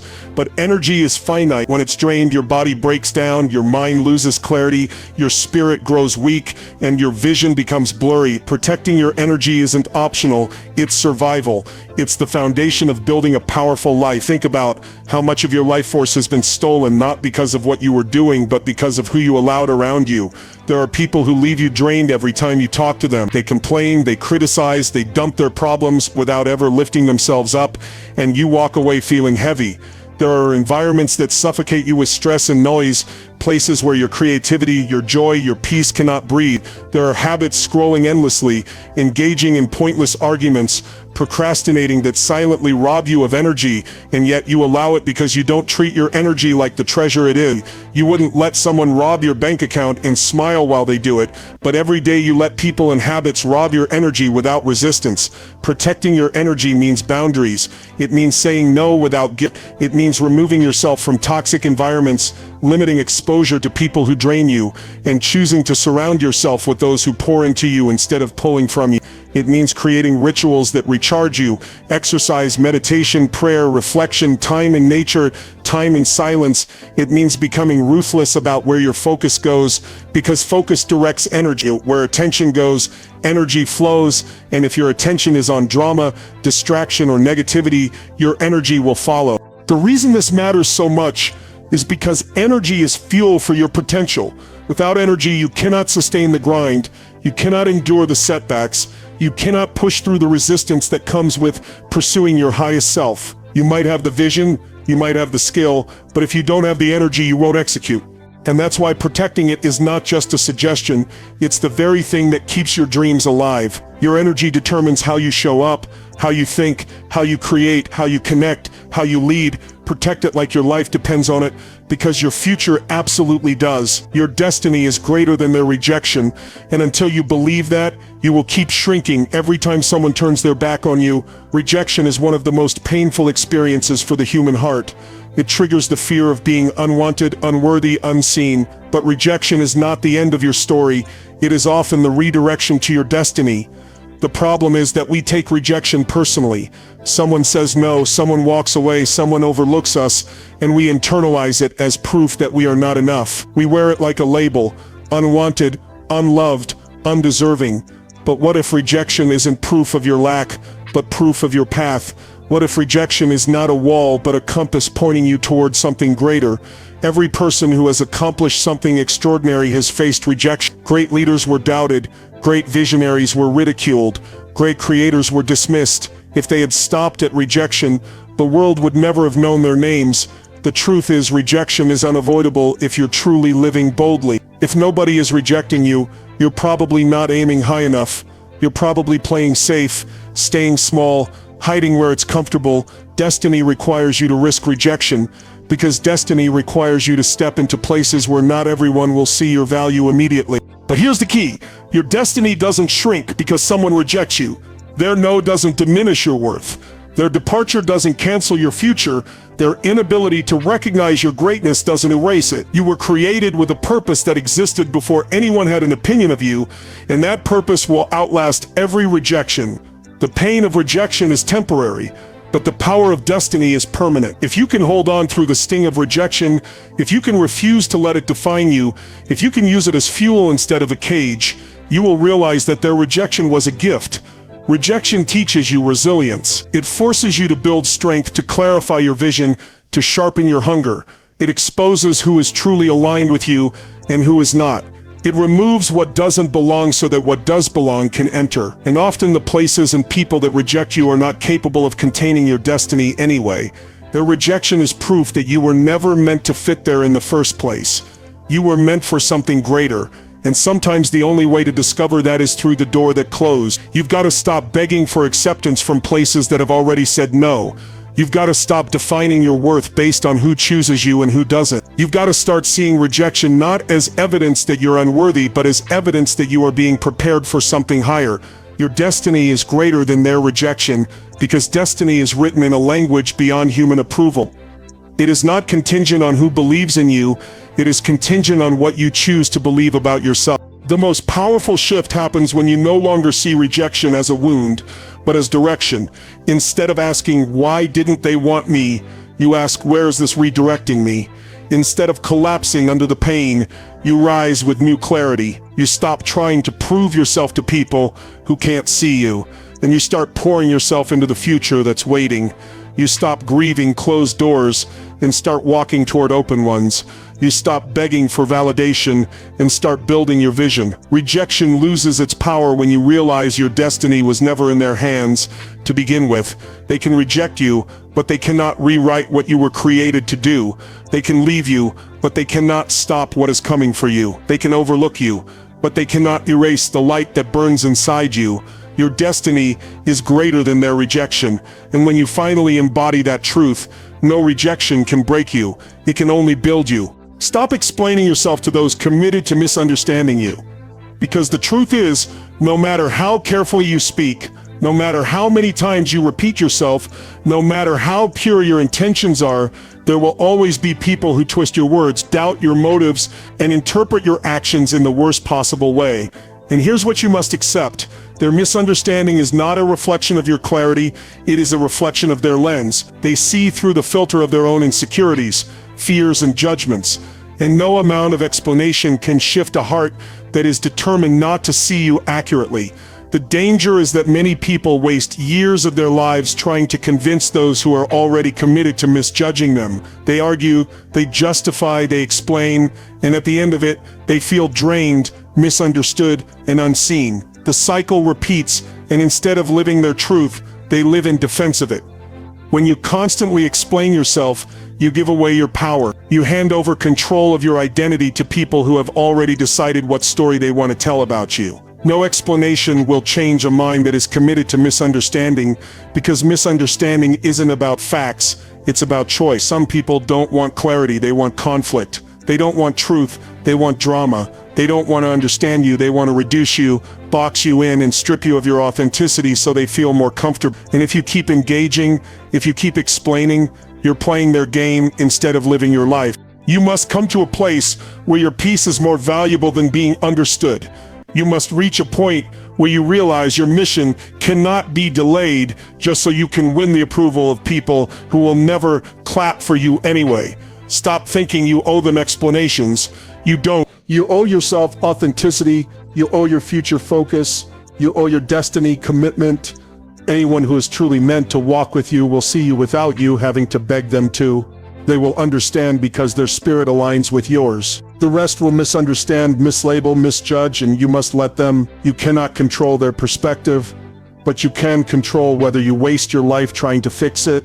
Walking in power means being misunderstood and moving anyway. It means being criticized and staying focused anyway.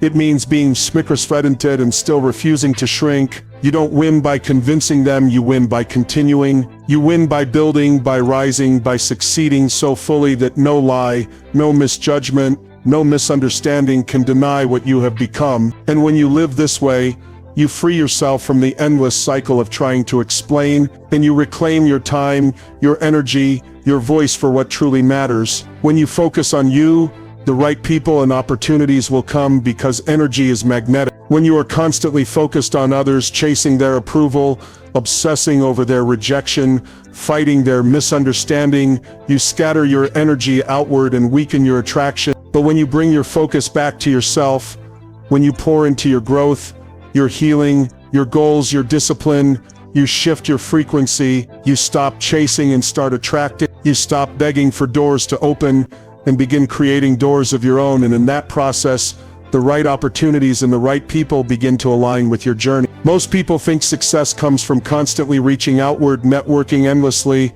begging for chances, forcing relationships, but true alignment happens when you work inward first. The stronger you become, the clearer your vision, the more disciplined your habits, the more magnetic your presence. The right people don't show up because you beg them to. They show up because they recognize the energy you've cultivated. They feel the clarity, the strength, the authenticity, and they are drawn to it. The right opportunities don't come because you force them. They come because your preparation meets the moment. Focusing on yourself doesn't mean selfishness. It means alignment. It means refusing to abandon your goals to chase people. It means investing in your growth instead of spending all your energy trying to be accepted. It means using your mornings to strengthen your body, your mind, your spirit, instead of scrolling for validation. It means showing up every day in pursuit of your vision, regardless of who's watching, because your focus is not on performing for them, it's on becoming for you. When you focus on you, you become undeniable. The people who are truly meant to be in your life will see the light in you without you having to convince them. The opportunities that are truly aligned will fit into your journey without you having to beg. And the beauty of it is that the wrong people will fall away naturally because they cannot survive in the atmosphere of your growth. You don't even have to push them out. Your focus, your elevation, your transformation will make them irrelevant. But here's the challenge. Focusing on yourself requires discipline. It requires saying no to distractions, no to drama, no to people who pull you off course. It requires setting boundaries that may upset others, but protect your future. It requires waking up every day and asking, what can I do today that moves me closer to my highest self, instead of how can I make them like me? It's a shift in identity, a shift in priorities, a shift in how you show up for your own life. The truth is, most people don't focus on themselves because it's easier to be distracted by others. It's easier to gossip, to compare, to complain than it is to do the hard work of self-mastery. But the ones who rise, the ones who become magnetic, the ones who live fulfilled, they are the ones who make the decision to focus inward. And that decision creates a ripple effect. As you grow, you attract growth. As you discipline yourself, you attract disciplined opportunities. As you love yourself, you attract people who love you without conditions. So stop chasing, stop begging, stop over-explaining. Your future doesn't depend on their understanding, their validation, or their approval. Your future depends on your focus. Focus on you, build you, grow you, and everything aligned with your destiny will come. Not because you forced it, but because you became the person capable of receiving it. Think about what we just walked through together. We started with the realization that you don't need to explain yourself to people who are committed to misunderstanding you. We moved into the truth that when you focus on yourself and your growth, your discipline, your vision, the right people and the right opportunities will come. We uncovered that your identity is shaped not by their opinion, but by your daily choices. We spoke about the power of discipline, of letting go of the past, of silencing the noise, and of embracing the discomfort that forges your strength. We went deeper into why you must stop playing small, stop chasing approval, and instead step boldly into your authentic power. Because at the end of the day, greatness isn't found in defending who you are, it's found in living who you are. Every one of these keynotes is a building block, and when you put them together, you create an unstoppable version of yourself. The version that doesn't beg to be understood, but demands to be respected by how you show up and how you live. This isn't just motivation, it's a roadmap, a call to action. A reminder that your life is too valuable, your mission too important, and your destiny too great to be wasted on explanations, excuses, or approvals. Now it's your turn. Take these principles and apply them today. Not tomorrow, not someday, but now. Because the longer you wait, the more you give away your power. This is Tony Robbins Track, and if this message spoke to you, hit that subscribe button right now and join a community of people who refuse to live small. Drop a comment below and tell me which keynote hit you the hardest today. I want to hear your breakthrough. Remember this, your future doesn't depend on them understanding you. It depends on you stepping into your power. Let's go create the life you are meant to live.